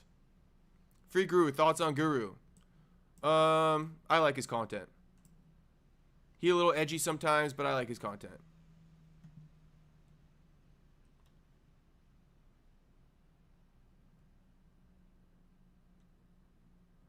Thoughts on Conor's tweets on Khabib? Khabib don't know how to manage money. That's my genuine thoughts on it. Khabib don't know how to manage his money. He got no real businesses. That's why he's out here doing his 4th fucking crypto pump and dump. Lopes is not a big star. UFC is only pushing him because they want a Mexican champion. Tell me you watched MMA Guru without telling me you watched MMA Guru, Saxby. Let's stop doing this too. Let's stop repeating what Guru says, boys. Lopes is Brazilian. He represents both. Okay? The reason why Lopes got it, like you said, this is a thing, Saxby. Lopes is not a big star, but he's still a bigger star than Lerone and Movsar. It says it all. You keep making my point for me. You know what I mean? Lopes is not a big star, but he still got it over Movsar and fucking Lerone. Let that sink in. Let that sink in. And the whole Mexican champion thing, bro.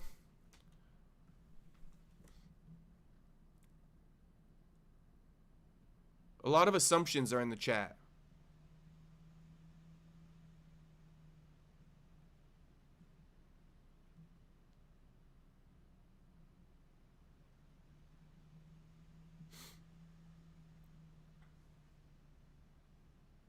Eric Gould, Cub never got his title shot because he'd always lose to a better fighter on his way up. I don't know if you've been watching for as long as me then, Eric Gould. Why did I just type in Eric's name?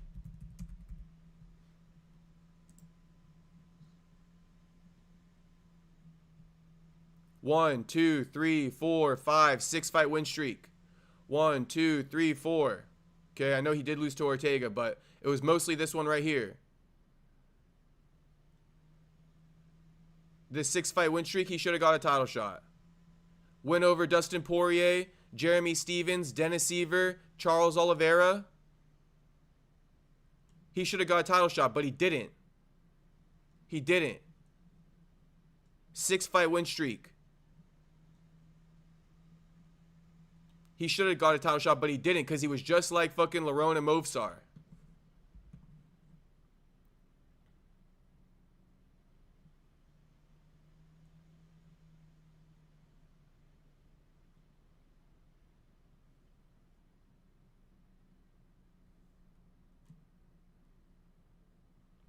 Patty isn't active though, LOL. I mean, shit, you guys just keep making bad points. Like, I don't know what's wrong with you guys sometimes. April, he fought. He's going to fight again in January. He's more active than Armand, the guy you guys are all advocating for. When did he fight before that? July. Okay? July 2024. That was still before fucking Armand had his fight against Charles Oliveira. That was still before it. Or still after it.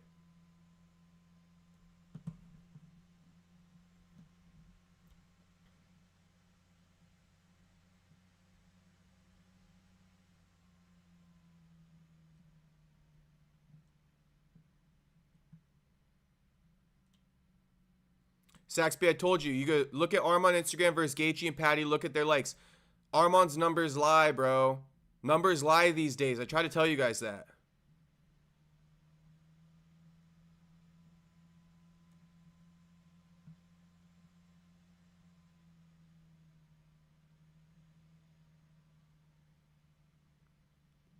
Again, Saxby saying he doesn't care about money. It doesn't matter what you think, Saxby. It doesn't matter what you think, Saxby. That's what you guys need to understand. It doesn't matter what you think. You know what I mean? It's going to still matter about money whether you want to care about it or not, Saxby. So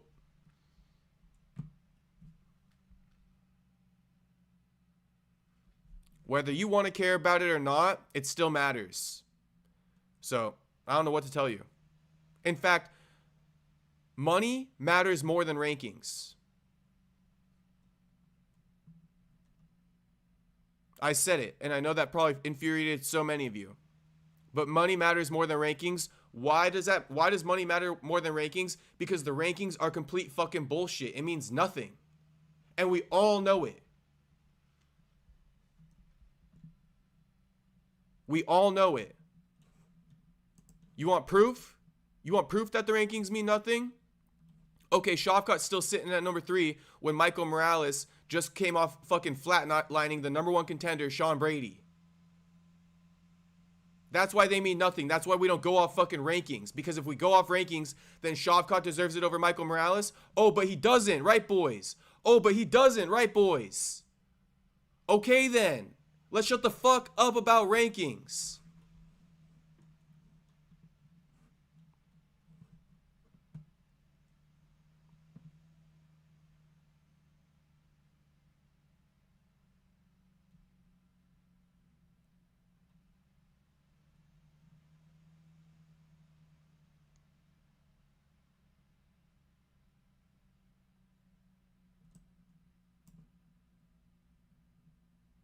I'm not even reading dumbass fucking chats anymore, boys.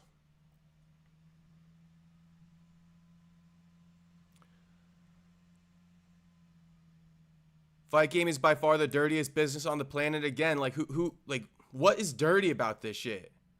Like, yes, the fight game could be a dirty business. I agree. But nothing about these matchups that got announced is dirty by any means. Any means. Any means. Nothing about the fights that got announced is dirty. Nothing about Volk Lopes is dirty. Nothing about Gaethje Patty is dirty. Nothing.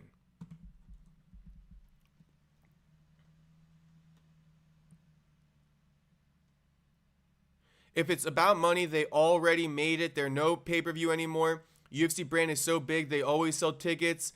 And if it's about star power, look at their numbers. I'm going to ignore that one, Saxby.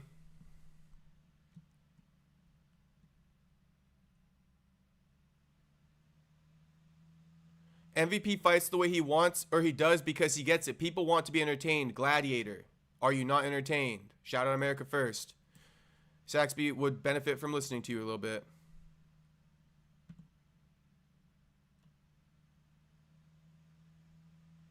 If majority vote Arman, don't that make you the hardcore? Arman is a star. All his posts and conflicts get views, and he finishes fights and is brutal. I'm done glazing him, though. No. Because you guys all voted for Arman, right? And who got the title shot? Who got the title shot? Patty. And who did I say deserved the title shot? Patty. So no, that doesn't make me the hardcore, but I've been telling you guys, the hardcores want shit that they're never going to get because you guys don't actually pay attention to what's going into these matchups. What goes behind getting a matchup booked. You guys don't care about that. You guys just watch it fucking and saying Arman is a star. No, he's not. No, he's not. He's not a fucking star. If he was a star, he would have got the opportunity. It would have been a no-brainer. Because all you guys are saying, right, that the UFC's making all these financial decisions. You see how you guys just go flip back and forth? Now we're calling Arman a star, but everybody's saying, oh, Arman didn't get the fight because the UFC makes all their fucking decisions off of money.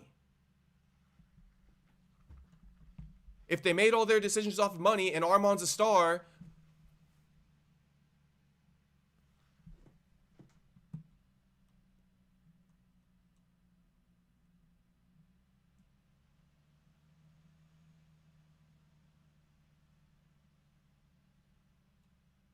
we are not trying to look at what they might do. The hardcore are trying to push the right fight, and sometimes Dana listens to the fans. Oh my God, Saxby is insane. I mean, they stripped Conor before. Not inside 12 months, Eric. Not inside 12 months. You guys can keep it coming with these points.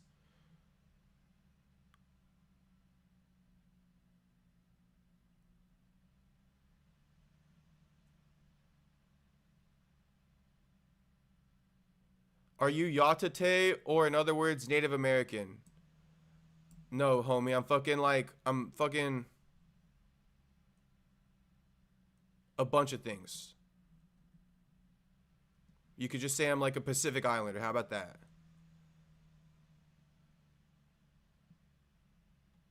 I know this divorce shit. He's going to be gone for a long time, probably over 12 months. Time will tell, Miata boy. Time will tell.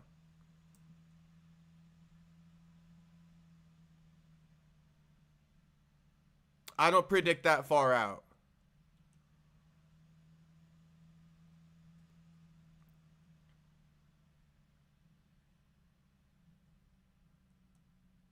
America first. Imagine sharing a plate with Arman. Seriously, though. Seriously, though. Facts.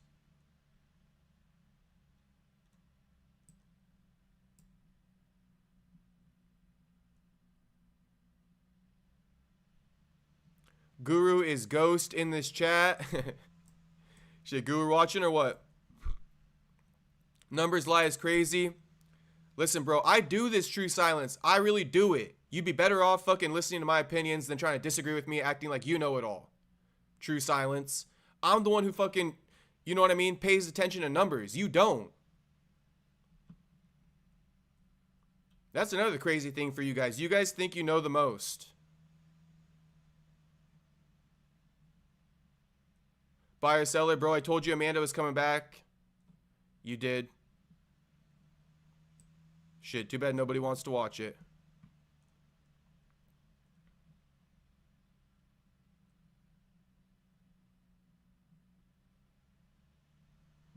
Eric Gould still saying something, but I already told you, homie.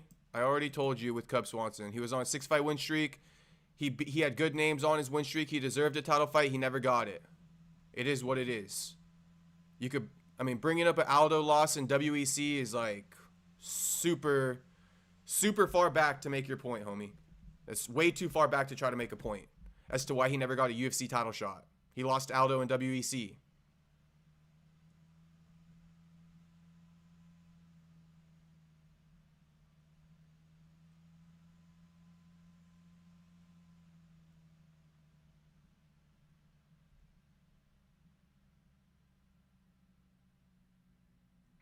Brother, I think you're saying I love you, but you are making argument, and then when someone disapproves you say views don't matter all of a sudden. No, views do matter, but I'm saying Arman's views, they're not what you think they are. They're not what you think they are. And I'm trying to tell you guys, if they were what you think they are, he would have got a fucking title fight, wouldn't he? Like, I don't know where you guys are, like, not seeing what I'm seeing. Don't you think it's crazy that Arman gets 100,000 likes on an eating video? Something like that, right? 50K likes on an eating video. He's a star. He's a star, right? And the UFC only fucking pushes stars, people who make the money, right? So wouldn't it be a no-brainer to put Arman up there? Or maybe it's what I'm telling you guys. His Instagram likes don't transfer to fucking ticket sales. But you guys know it all.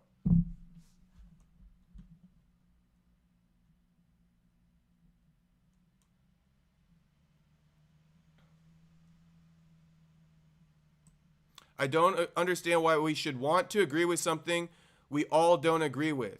Because it's not whether or not you guys agree with it. It's whether or not you can understand what's going on.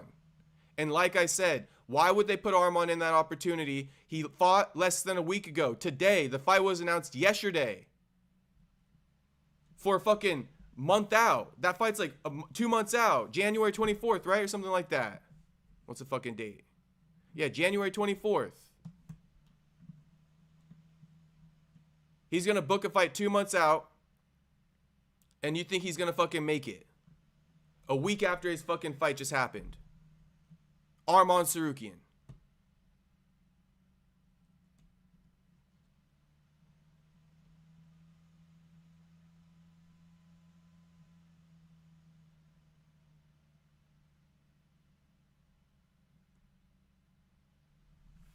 Give me 1 second. Give me 1 second.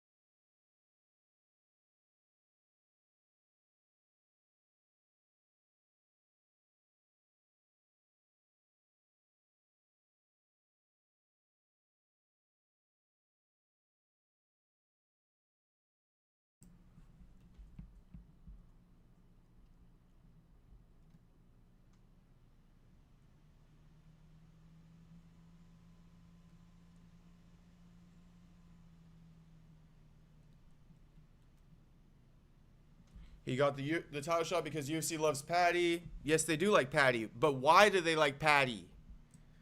You just think they like him because he's him? They like him because he fucking brings a lot to the table.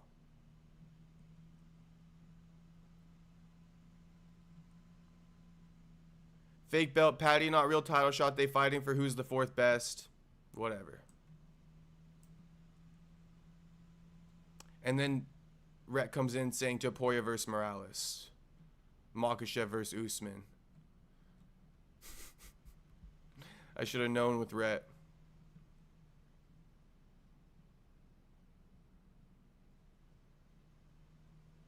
Thoughts on potentially having Conor and Chandler as the main for White House? Do we really want to see Chandler get his ass kicked for 5 rounds like all his other fights?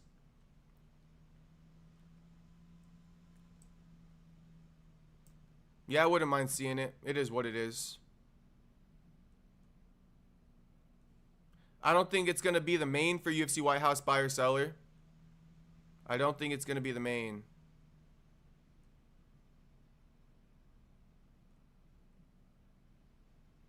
Or would you rather see Ilya versus winner of Pimblett and Justin? Yes, that's what I would like to see.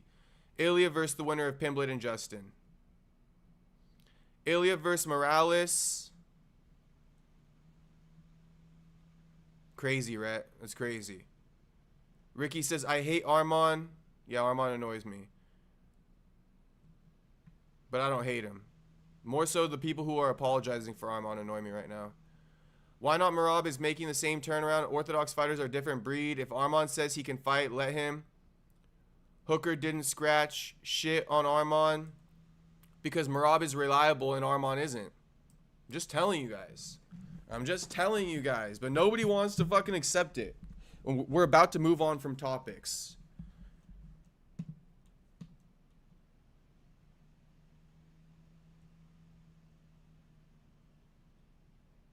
Mgal Arman go. Ricky, Arman shouldn't have pulled out of his fight with Islam like a coward.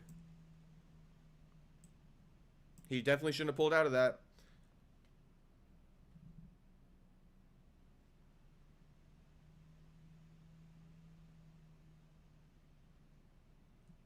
Arman haters have no emotion. Okay.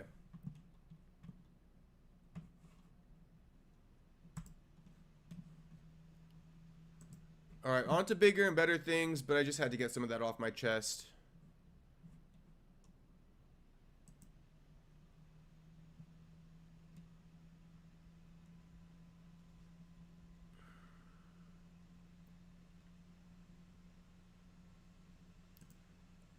Okay.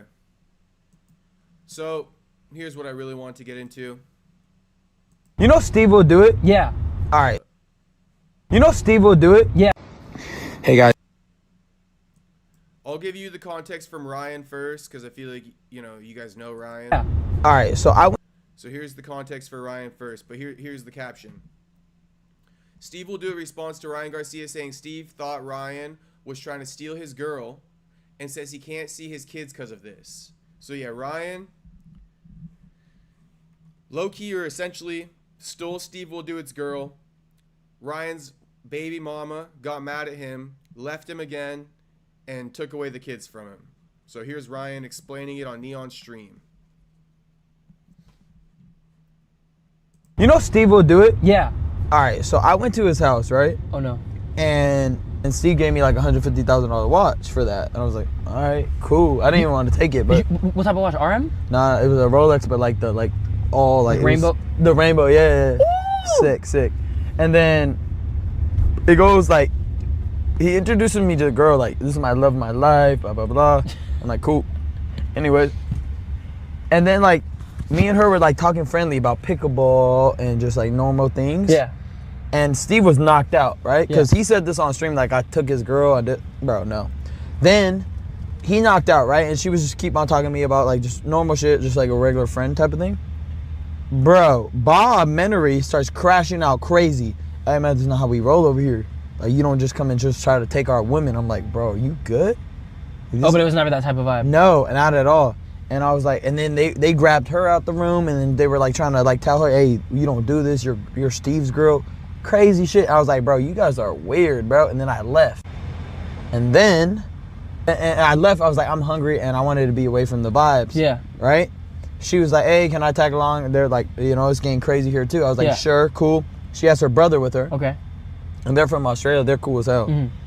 And then we go eat. The only place that was open was Saddle Ranch, right? Okay. 2 weeks later, Steve's telling 42 Doug, supposedly I took his bitch. Yeah, it was crazy, bro. You know what's crazy? That's another question. I can't even be with my kids tomorrow for Thanksgiving because of Steve. She got that mad.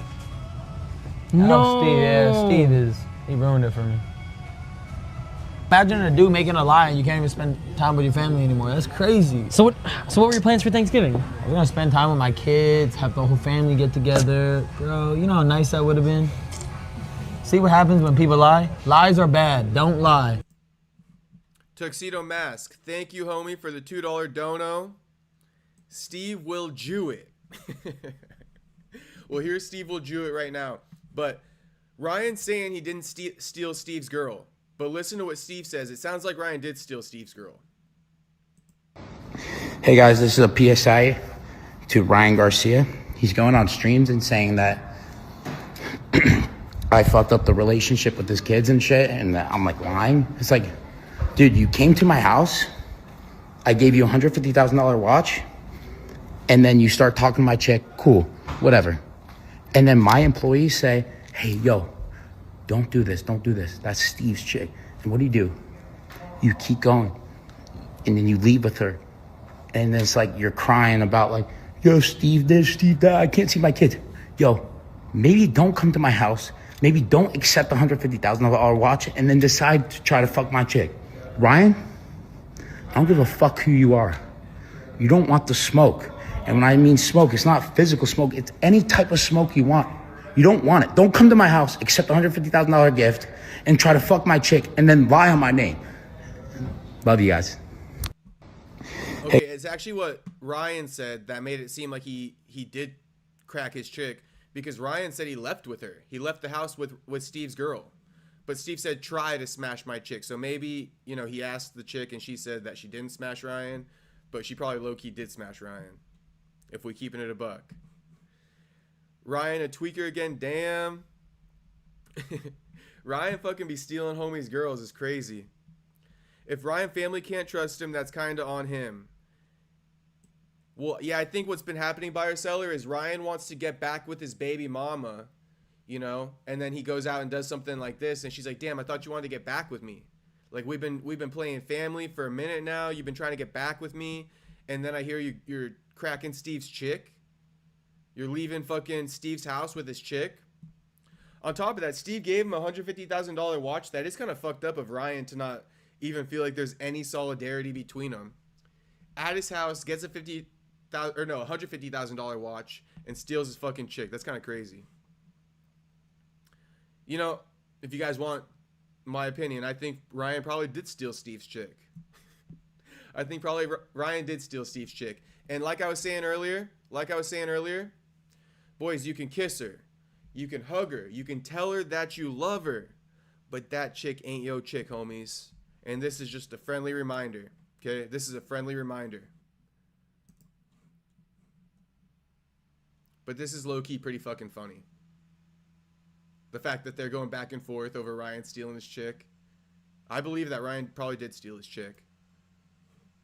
I trust the white guy, Steve. I believe Steve. Ryan kind of fronting a little bit. Ryan making it seem like, oh, no, it was all innocent. It was all innocent. No, I don't believe that.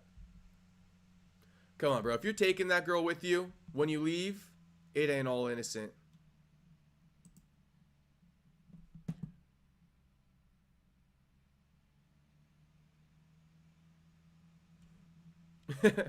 America first. But didn't that chick cheat on Steve before and actually admitted it? She's shady already. I wouldn't take her to Five Guys. Damn, she's not even worth the Five Guys date. She's not even worth the Five Guys date. We taking her to Mickey D's, boys. Ryan, I grew up with a Mexican like Ryan. He for sure cracked Steve chick, 100%. We can all agree. Ryan cracked Steve's chick, 100,000%. Now, did he crack her right? That's a whole nother conversation. And I'm gonna say no. I'm going to say Ryan didn't do the job, get the job done. He might have done the job, but he didn't do the job well, if that makes sense. That's what I get from Ryan.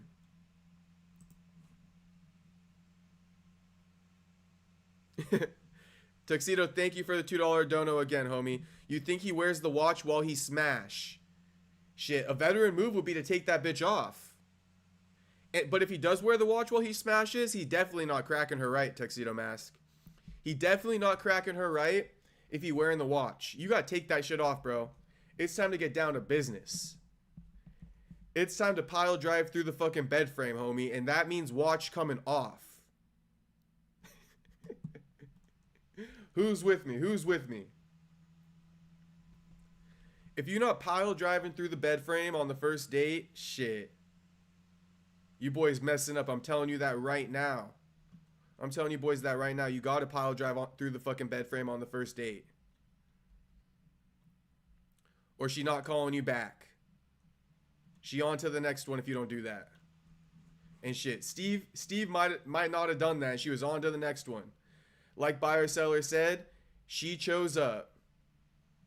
True silence. Ryan would fold bro in 2 seconds. Yeah, he would knock Steve the fuck out.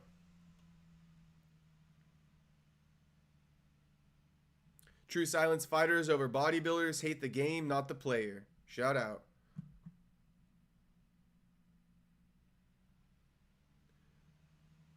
If you hit first date, you easy. That's little boy shit. True silence. Oh my god, bro. You're one of these guys that's out there inflating the market, taking them to these 5-star dinners when they don't even deserve it. The same chick you took to a 5-star dinner, True silence, probably got cracked on the first date by another dude for free. For free. Please explain that, homie. Please explain that.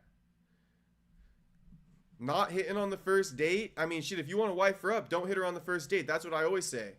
If you want to wife her up, yeah, don't hit her on the first date. But, like, if you want to only hit her and you have no intentions of wifing her up, bro, don't be taking her out. Because the last dude got that shit for free. So why the fuck you taking her to Disneyland paying $500 fucking dollars? Damn, True silence. That's some. Oh man, True silence, homie, True silence. Shit. Do what you want, homie. Do what you want. But shit, I'm just telling you, the same girl you're taking to a nice restaurant getting cracked by another dude for free, bro. For free. For free. For fucking free. I don't know who needs to tell you that, homie, but you don't gotta spend all that money. Take her to fucking In-N-Out. Take her to fucking Yogurtland. Shit.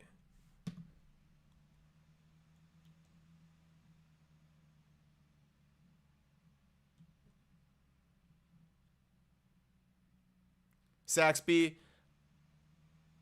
I think True silence never had a girl help him. Always hit first, then they deserve a date. Saxby, thank you. At least we can agree on that, Saxby. Everybody pray for fucking True silence. Oh my god, True silence. I hope you never took a girl to Disneyland on the first date. But it sounds like that's the type of shit you do.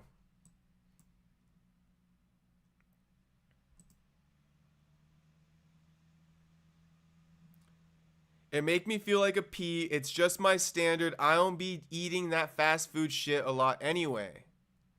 That's why I threw Yogurtland in there. That's why I threw Yogurtland in there, homie. You could do what you want, homie. I'm just saying, though, like, these chicks getting cracked for free. Why do you even gotta take her to dinner? Like, taking her to dinner makes you feel like a pea? Or fucking pile driver through the bed frame makes you feel like a pea, homie? Like, let's just keep it a buck. Taking her to dinner makes you feel like a pea, or pile driving through the motherfucking bed frame makes you feel like a pea. And also, True silence, I would argue that you taking her out to dinner makes her feel like the pea. Makes her feel like the pea. Saxby, damn, Saxby. The world is a cold place. It is, bro, it is. I just showed you guys to start the stream those girls stealing blue-faced babies from Clavicular. I showed you that to start the stream. If you do both, that's grown man shit. I don't know about grown man shit, bro. I don't know about grown man shit. I'm about not tricking over these chicks, bro. That's what I'm about. That's what I'm about teaching these boys. Don't be tricking over these chicks. Don't be breaking your wallet for these chicks, bro. They don't deserve it. You could kiss her. You could hug her. You could tell her that you love her. But that chick ain't your chick, and you better never forget it.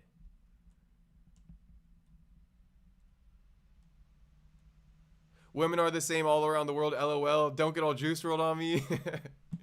You know, a lot of women are the same. They don't differ that much. They really don't. They really don't. But shout out to you, boys. Shout out True Silence. I don't mean to knock the game, homie, but I had to because you were saying, you know, little boy shit. It's like, come on, bro. Now we got to debate that a little bit. Because I'm not pushing that message to the boys. I'm not telling these boys in the chat, oh, on the first date, take this girl, spend all this money on her. No, bro. I'm letting them know she's been cracked for free in the past, and if you're not going to wife her up, you should do the same. You should do the same.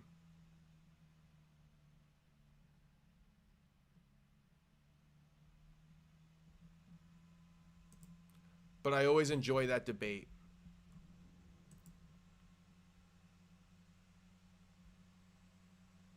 Jake Paul's training with some good heavyweights. Jared Anderson.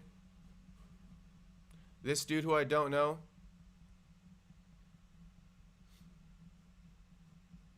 And this dude who I don't really know. But Jared Anderson, pretty good. Pretty good. Let me clean up these bookmarks. See what else we got to talk about. Oh, somebody was asking, is this why Movsar pulled out against Ilya in 2022? Because of that knockout photo that Lerone posted yesterday.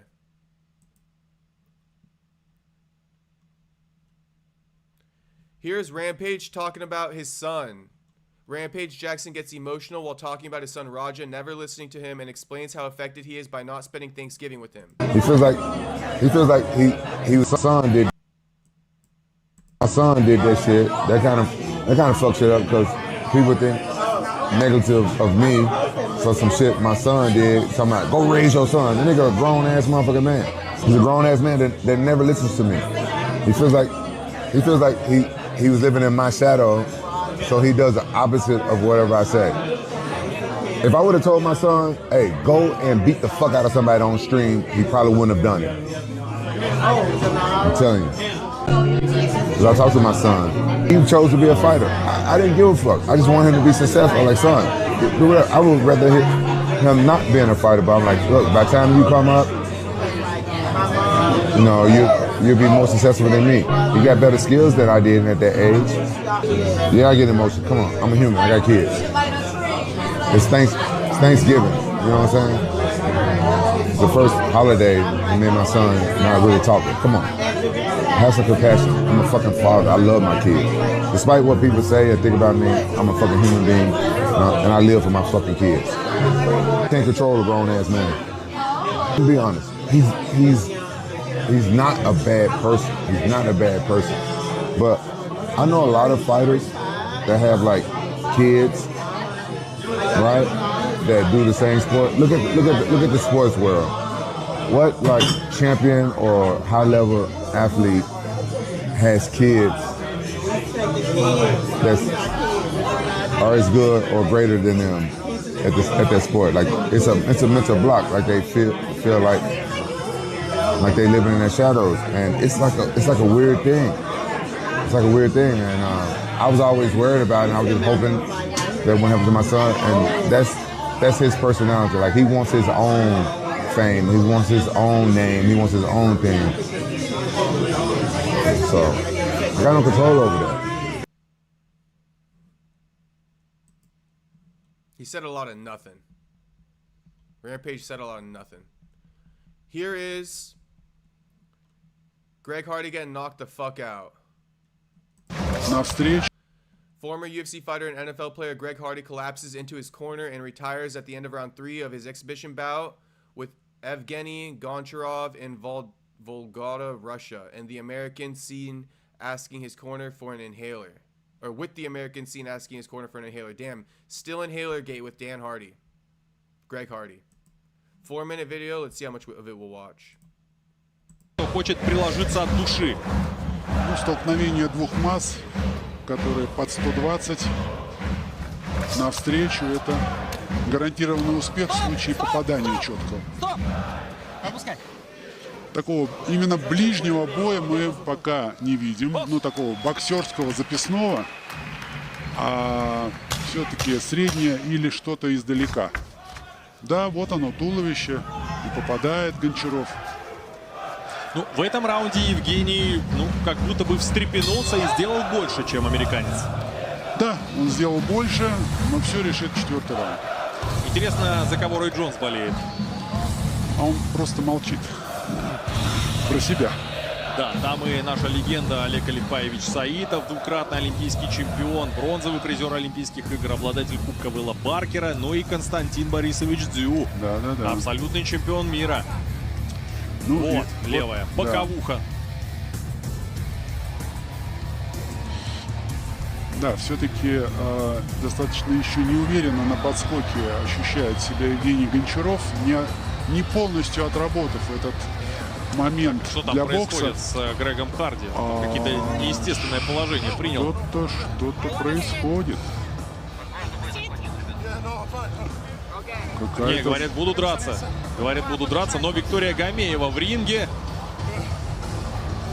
Прямо вот. Если доктор в ринге, это не очень хорошо.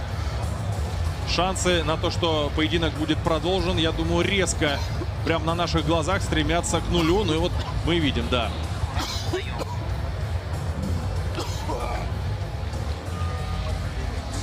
Ну да, Гончаров уже с флагом на спине. Это значит, что все. Да. Бой завершен.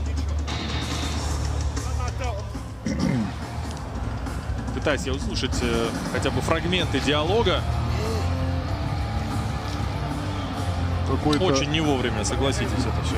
У Грегори Харди задыхающийся прямо. Так все-таки, может быть, это удар был гораздо сильнее, чем мы себе можем представить по туловищу. Потому что такое впечатление, что у него перехватило дыхание. У него в раздевалке. Надо ж, блядь, вот этого позовите, пацана. Так, что-то там не хватает у Грега Харди. Что-то он оставил в раздевалке. Может, ребро? Нет, как будто какой-то препарат, возможно, который поддерживает его здоровье, он оставил в раздевалке. Ну, зачем-то сейчас вот кого-то в раздевалку отправляют. Причем за тем, чего сейчас Грегу Харди очень не хватает, судя по тому диалогу, который мы слышим. Я как раз хотел вот сказать, так. я первый раз вижу вот такое. Ингалятор нужен срочно. И это, друзья, конечно, очень неприятно. Но Грег Харди под медицинским контролем. Виктория Гамеева, опытный доктор. Нельзя. Парни и судьи. So Greg Hardy just fucking had an asthma attack or some shit. I don't fucking know.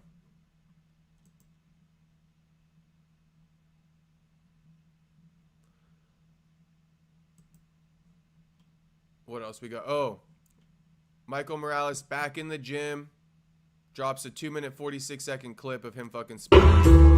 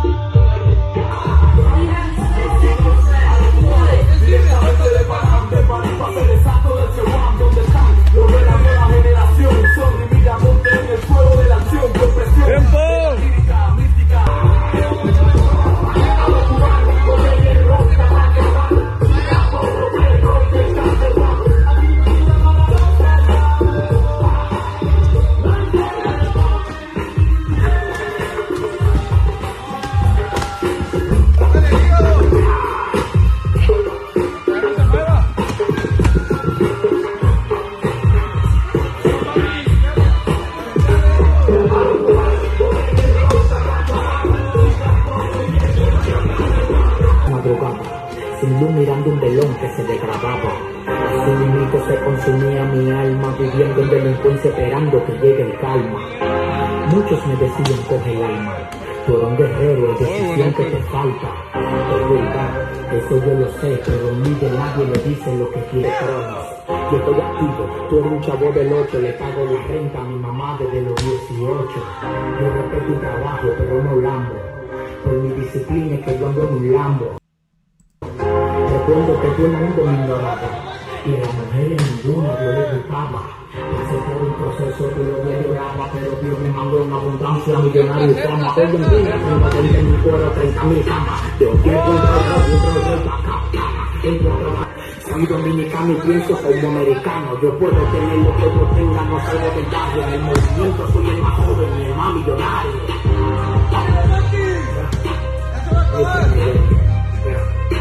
Yo era un guaremate, pero ahora soy el jefe. Yo era un guaremate, pero ahora soy el jefe. Yo era un guaremate, pero ahora soy el jefe. Yo era un guaremate, pero ahora soy el jefe. Ahora soy el jefe. Yo quiero que mi hijo trate pile cuerpo. Yo quiero que mi hijo tenga pile cuerpo. Yo quiero que mi hijo... That was good shit. That was good shit.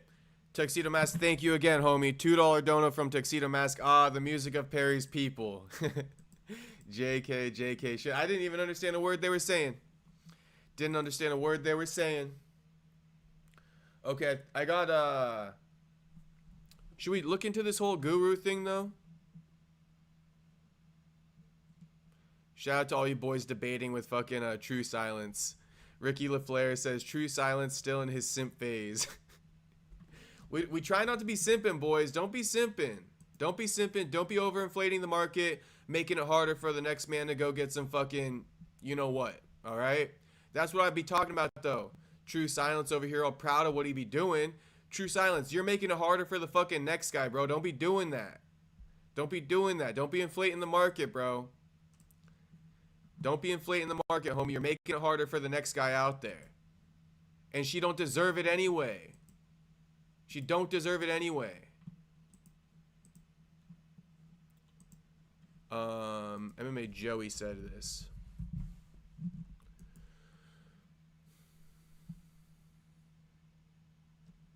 It appears MMA Guru was forced to take down his UFC 322 live stream by YouTube after spewing hate speech toward Dagestani/Muslim fighters, making insane, disgusting, racist, Islamophobic and bigoted remarks not only got him kicked to the curb by DJ, but also cost him his live.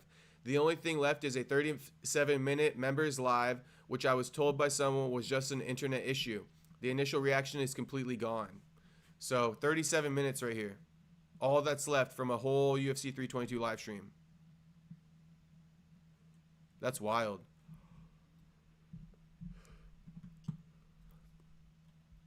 Yes, look into it. So this is it. If we go on YouTube,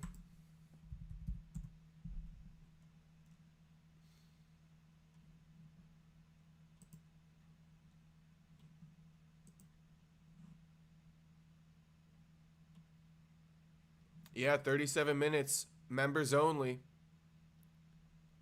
Now look, all the live streams are never members only though. Look. Well, the real live streams are, but the fight companions are never privated. Look. They're all still open. Ryan Garcia, this one, Aspinall gone. They're all open. 6 hours, 5 hours, 3 hours, 37 minutes. Members only. Okay? 5 hours, free to the public. So yeah, Guru got a little bit scared. He made it members only and deleted it. That's wild. That is wild. Now I got one more thing for you guys. Give me a second.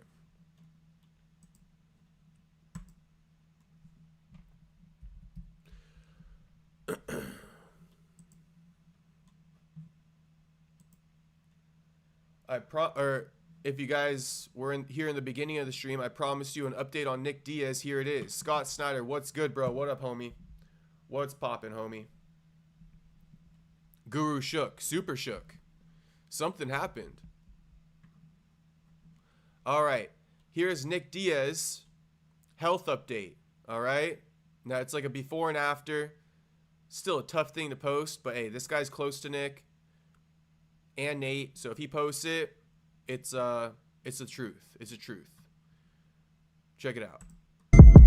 I see the crystal raindrops fall, and the beauty of it all is when the sun comes shining through. So this is how Nick looked before rehab. This is how Nick looks today. Looking a lot better, Nick. Looking a lot better. Got weight back on him. Shout out to Nick. Here is the quote. 11/28/25. Welfare checkup for Nick Diaz 209. Thank you for all of your concerns for my brother Nick. Nick is still in the program and doing well. Of course he wants to go home early and not finish the program, which was not advised by the program director and his advocates. His brain was partially recovered from the substance use, but still has a lot of scar tissue to be healed according to the current MRI results. Never mind Nick's ex-girlfriend trying to pull Nick out of rehab for her benefits because currently she have to evacuate Nick's house where she is squatting for a while. On Kayla's defense, Nick is manipulating her to get him out early and get back out with him. Also, to make the circus more messy, Kayla now has a restraining order on Junior, who has a warrant for his arrest currently. To make matters worse, Nick's property is being auctioned off. It went to foreclosure because Caesar did not pay the property tax that Caesar promised to pay after Nick vs. Lawler UFC fight. Talking about Caesar Gracie. Caesar kept the money that was supposed to save Nick's home, but did not. The next step for Nick is to go to a CTE/TBI program to help him heal from the brain scarring from all the years of fighting. Nick X is trying to make it look like Nick is being abused and mistreated, which is false. Boys, I'm sorry, but this guy writes like shit, okay? She has used AI technology to create illusions of Nick being kidnapped and abused. Y'all look at the current pictures sent to me by his advocates who asked me to post for Diaz and his advocates. Now let me enjoy the holidays with my family minus the drama. Correction. Caesar deposited the money to an account for Nick and Kayla so Kayla can make payments, but Kayla retarded ass kept the money and is not paying the money owed to clear Nick name property tax. Okay? So that's the story there. Apparently it wasn't Caesar. Caesar gave the money to Nick's girlfriend Kayla, and Kayla pocketed it. The same woman who's trying to get him out of rehab so that she can, just have him back to herself. And she doesn't give a fuck if he's better. She just wants to kick it with him. Now, the one thing I'll say is talking about how Nick, he's dealing with issues from drug use and CTE, right? It says it right here. His brain has partially recovered from the substance use, but still has a lot of scar tissue to be healed, right? And then he goes on to say, the next step for Diaz is to go to a CTE/TBI program to help him heal from the brain scarring from all the years of fighting. Okay, this is also probably what's happening to BJ Penn. BJ Penn, okay, he probably got CTE and he got issues from drug use in the brain. And BJ Penn got to fucking get himself into a rehab or something like that, like Nick. Because that's what's happening with these guys. They're resorting to drugs, they have CTE, and it's doubling up. It's doubling up on the brain and making it worse. Brain scarring, and then whatever is happening to the brain from the use of drugs. The mix of that is not good. But prayers up for Nick. I'm glad to hear he's doing better. And I hope, with the next update, it's more positivity coming his way. It seems like it will be as long as he just stays in the program. Now, come on, get up. Here's another post real quick. It goes, I was asked to do a welfare post the other day by Nick Diaz 209 family member. I'm not seeking to become famous or get paid like some of these people around Diaz. Some of these people are around only when the money is coming in and they can get a chance to get clout for themselves. I'm actually doing something that needs to be addressed so Nick will have a better chance in recovery and a better life. Some of you fuckers gonna hate me. Some of you fuckers gonna hate on me if I'm doing bad, and you still gonna hate on me even if I'm doing good. So here it is. Somebody texted him saying, like, from Nick Diaz's team, they texted him a photo of Nick, and they go, remove the letters on her shirt and you post it. So this is confirmation that he had the blessing from a member of Nick Diaz's team to post it. It says Nick Diaz family member # advocate, so I don't know who that is. But that same picture is the picture right here. I see the crystal raindrops. You know? So, prayers up for Nick, everybody. Prayers up for Nick. Damn, did I miss it? Oh, Scott Snyder, what's good, bro? Yeah, you did miss a debate. You did miss a debate to start off the stream. For sure you did. For sure you did. But that's all right. It was a good debate for like a fucking hour probably. And, you know, pretty much, yeah, stream over now. Stream over. But shout out to Nick Diaz. I hope he's doing better. 100%.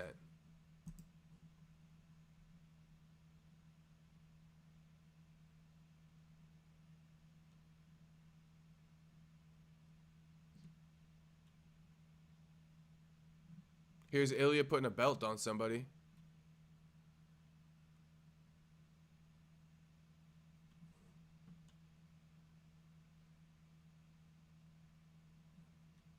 There he is in the back. You can barely see him. There he is.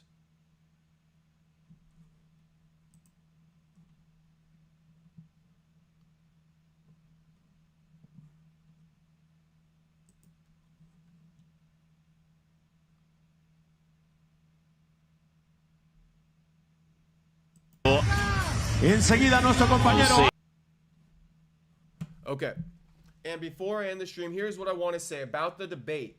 Here's what I want to say about the debate we had earlier, just to clear things up slightly. You know what I mean? I mean everything I said, but I want to say this. Oh, here Get we go. what they're trying to do. We might as well react to this real quick. But what I want to say is this. Do I think, you know, is Lopes the fight I wanted to see? No, it's not, right? Lopes versus Volk. That's not the fight I wanted to see. But at the end of the day, I believe it also speaks to Lerone Murphy and Movsar Evloev's inability to get themselves to a title shot, whether it's promotion, whatever you want to call it. They're not making enough noise to get themselves a title shot. And I just personally believe that Movsar and Lerone, they don't deserve to be cried for. They don't deserve to be advocated for like some of these other fighters. They don't do anything. If they were to do something and put themselves out there, okay, I would say, okay, you know what I mean? They deserved it because of this, this, and that. But Lerone and Movsar, they don't do shit, bro. And they don't deserve to be cried for. And that was my biggest thing. Everybody stop crying for these guys. Not that they didn't deserve it, right? Because I would have rather seen them fight Volk. But everybody stop crying for Lerone and Movsar. That's my main thing. Everybody stop crying for Lerone and Movsar. And then the whole Volk Armand thing. Not Volk Armand thing. The whole Gaethje deserved it less than Armand thing. It is what it is, man. It is what it is.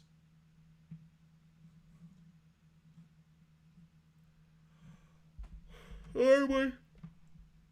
Let's watch this real quick. Let's just see it.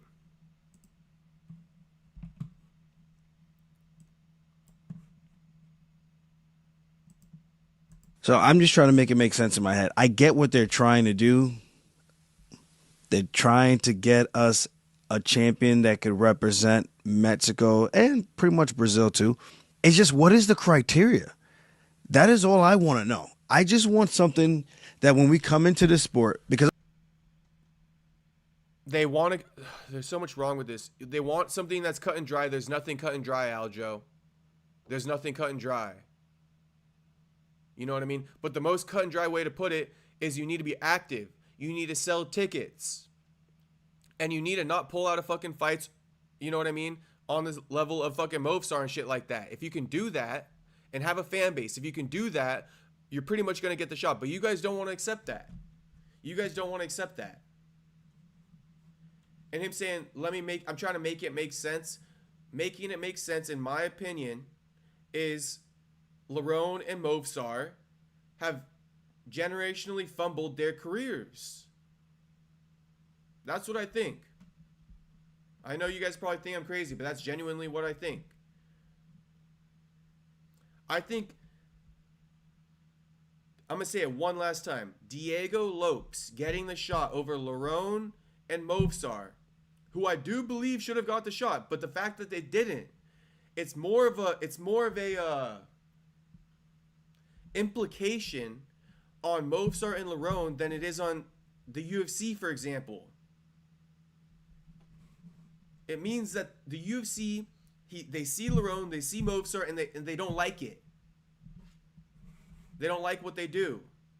So, I don't know. That's just going to be a disagreement with me in the chat.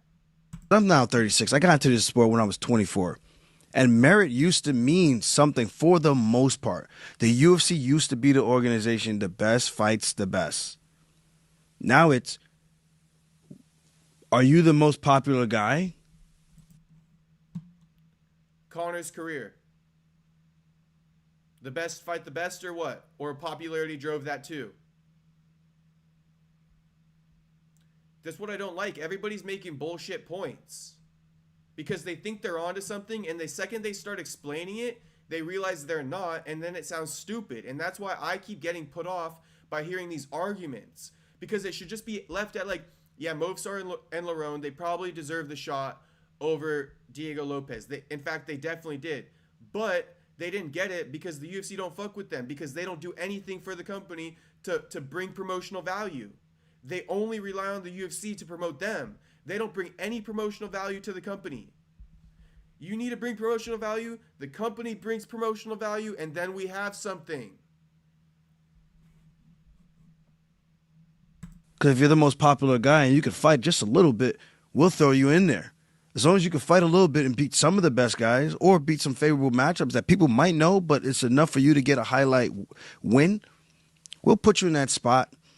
And hopefully, if you're lucky, we cash out. It doesn't make any sense. Sean O'Malley. Conor McGregor. It's been happening for decades. Because we come in, we are told the best guys will fight the best. It's been happening for decades, but Aljo is confused and he feels like it's just starting to happen when it hasn't. It's been happening for decades, and Aljo's playing confused here, acting like, when did this change? When did they start going off of popularity? Guys, you eat what you kill. Well, how can you kill something if you're not given the opportunity? Now you have Lerone Murphy.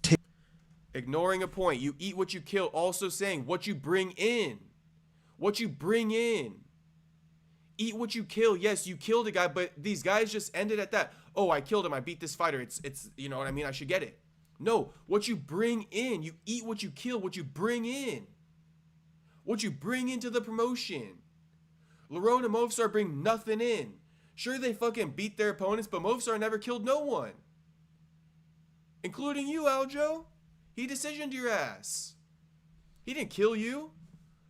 But you eat what you kill is you eat what you bring in. That's what I've been trying to say this whole time, is like, all these guys rely on the UFC to promote them. They do nothing on their end to promote themselves. And the UFC hates it. Absolutely hates it.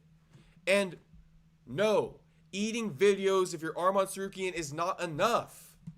It's not. Takes a risky fight against a Bellator guy in Aaron Pico. Big risky fight. A guy who can punch his ass off, can wrestle his ass off. Yeah, he might not have ever been the Bellator champ, but he's still a tough out. He knocks him out. Spinning elbow. Doesn't get the shot either.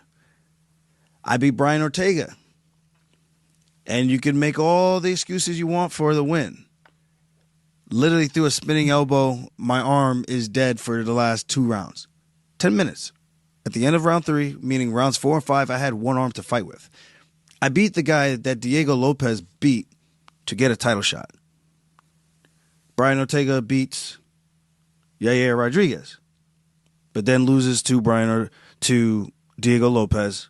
Diego Lopes gets catapulted into a title shot opportunity against Volkanovski, who beat him, and he beat someone who wasn't within the top 5, and he's now being granted another title shot. Can you see how this is very, very annoying as a fighter? Like, I'm going to fight regardless. I'm going to do what we're told to do. Shut up and just fight. Well, this is what I want to do. I want to pay my bills. Well, you don't fight. How come you don't fight? I do. I'm just waiting. I'm waiting for the company that pays my bills and writes my checks to get me an opportunity to fight. Whether I win or I lose, that's going to happen and be decided in the fight. I'm going to work my ass off and hopefully I get the win. But I at least want to have an opportunity to fight for what I want. But how can you have an opportunity if you're not given the opportunity? How can you fight the guy and beat the guy if you're not given the opportunity to fight those guys that the others get to fight? I do get it if Aljo's saying he's not getting offered fights and like that's why he's been, you know, slightly inactive. You know, he's saying if he were to be offered somebody aside from the title fight, he would have took it. I.e. Lerone or a Movsar rematch, he would have took it. Or Diego Lopes, he would have took it. But he's saying that nobody even offered him one of those fights before they booked the title fight. I get where Aljo's coming from with that. I do wish the UFC would give the fighters more opponents, more bouts. Because that's another thing. If Aljo could be more active, it would help him with growing his fan base. But if he's fighting every 6 months, 8 months, it's hard for him to get that momentum, you know? That's why with Waldo Cortez Acosta, he's getting a lot of momentum because he's been active. But does Aljo want to step up on these short notice things, you know? Probably not anymore. The time has passed for that. He's a little bit older in his career. Already been champ. Doesn't need to do that anymore. But at the same time, you know, if he wants to be more active, the UFC should let him fight more. All right, boys. That is the stream. Oh, my God. This dude just puked.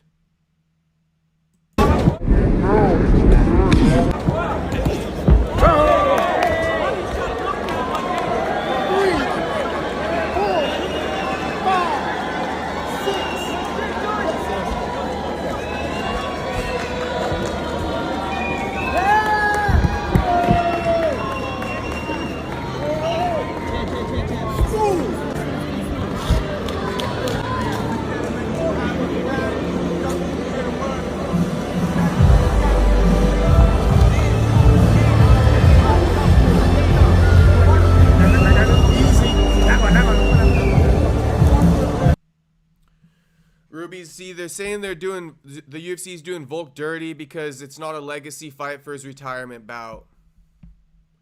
But that's what I'm saying. Everybody's saying everybody getting done dirty. It's just getting tired for me. Like Volk's getting done dirty, Movsar got done dirty, Lerone got done dirty, Arman got done dirty. Like I think it's just getting. It's too much for me, man. It's too much for me. I think we should put some blame. On Movsar and Lerone for not knowing how to promote themselves. Movsar for being inactive. Movsar for fucking having a boring fight style. Lerone for not being able or having the slightest clue how to promote himself on the mic in post-fight octagon interviews. You know what I mean? But instead it's all this like, oh, they got fucked over. They got fucked over. Everybody. I'm over it, bro. They deserve responsibility too. I'm talking about Lerone and Movsar. I'm talking about Arman pulling out of a main event the day before it fucking happened. You know, but everybody wants to be like, no, they got done dirty. You know, that's my thing. My apologies, Scott, but yes, I have been battling with the chat, so I'm the opposite take from a lot of you guys. And like I said, with all that being said, I do think that Lerone and Movsar probably should have and could have got the shot over Diego Lopes. But being that they didn't, let's go ahead and start looking at why they didn't instead of just crying about it. That's my thing. Because crying about it's not going to do anything. If we can figure out why they didn't get it, then they can change it moving forward. I'm more solution-based than crying-based. Like, I'm based on trying to find a solution for this shit, and we have to identify why they didn't get it then. And if we just make that simple explanation, oh, the UFC just doesn't, you know, they just want to get the big money fights now. They don't care about the best fighting the best. That doesn't solve anything. We're just complaining and yelling at the UFC saying the best don't fight the best anymore. You know what I mean? But how do we solve that then? And it hasn't always been the best fight the best. Like, look at fucking Conor McGregor's come up. People were downplaying Conor McGregor's come up while he was coming up. You know what I mean? Look at his wins. Marcus Brimage.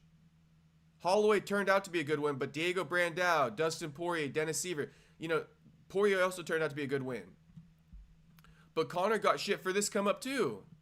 Saying he hadn't fought anybody at the time. Because even people were saying, Max Holloway, not a grappler. Make him fight a grappler. You know what I mean? Dennis Seaver's a nobody. Chad Mendes on short notice. All this shit. They downplayed McGregor's thing. McGregor's title run. But McGregor didn't. It wasn't the best fight, the best either. It's about who's a star and who's also doing well at the time, who's getting knockouts. There's so much to it, boys. But everybody just wants to look at the rankings and call it a day. And I had to get on you boys about that today. I had to. I know a lot of you guys didn't like that. I know it. I can already tell. But it is what it is, boys. It is what it is. All right. Hopefully we get some good news tomorrow. We got no fights tomorrow, but shit. We can get a good stream going if there's some decent news.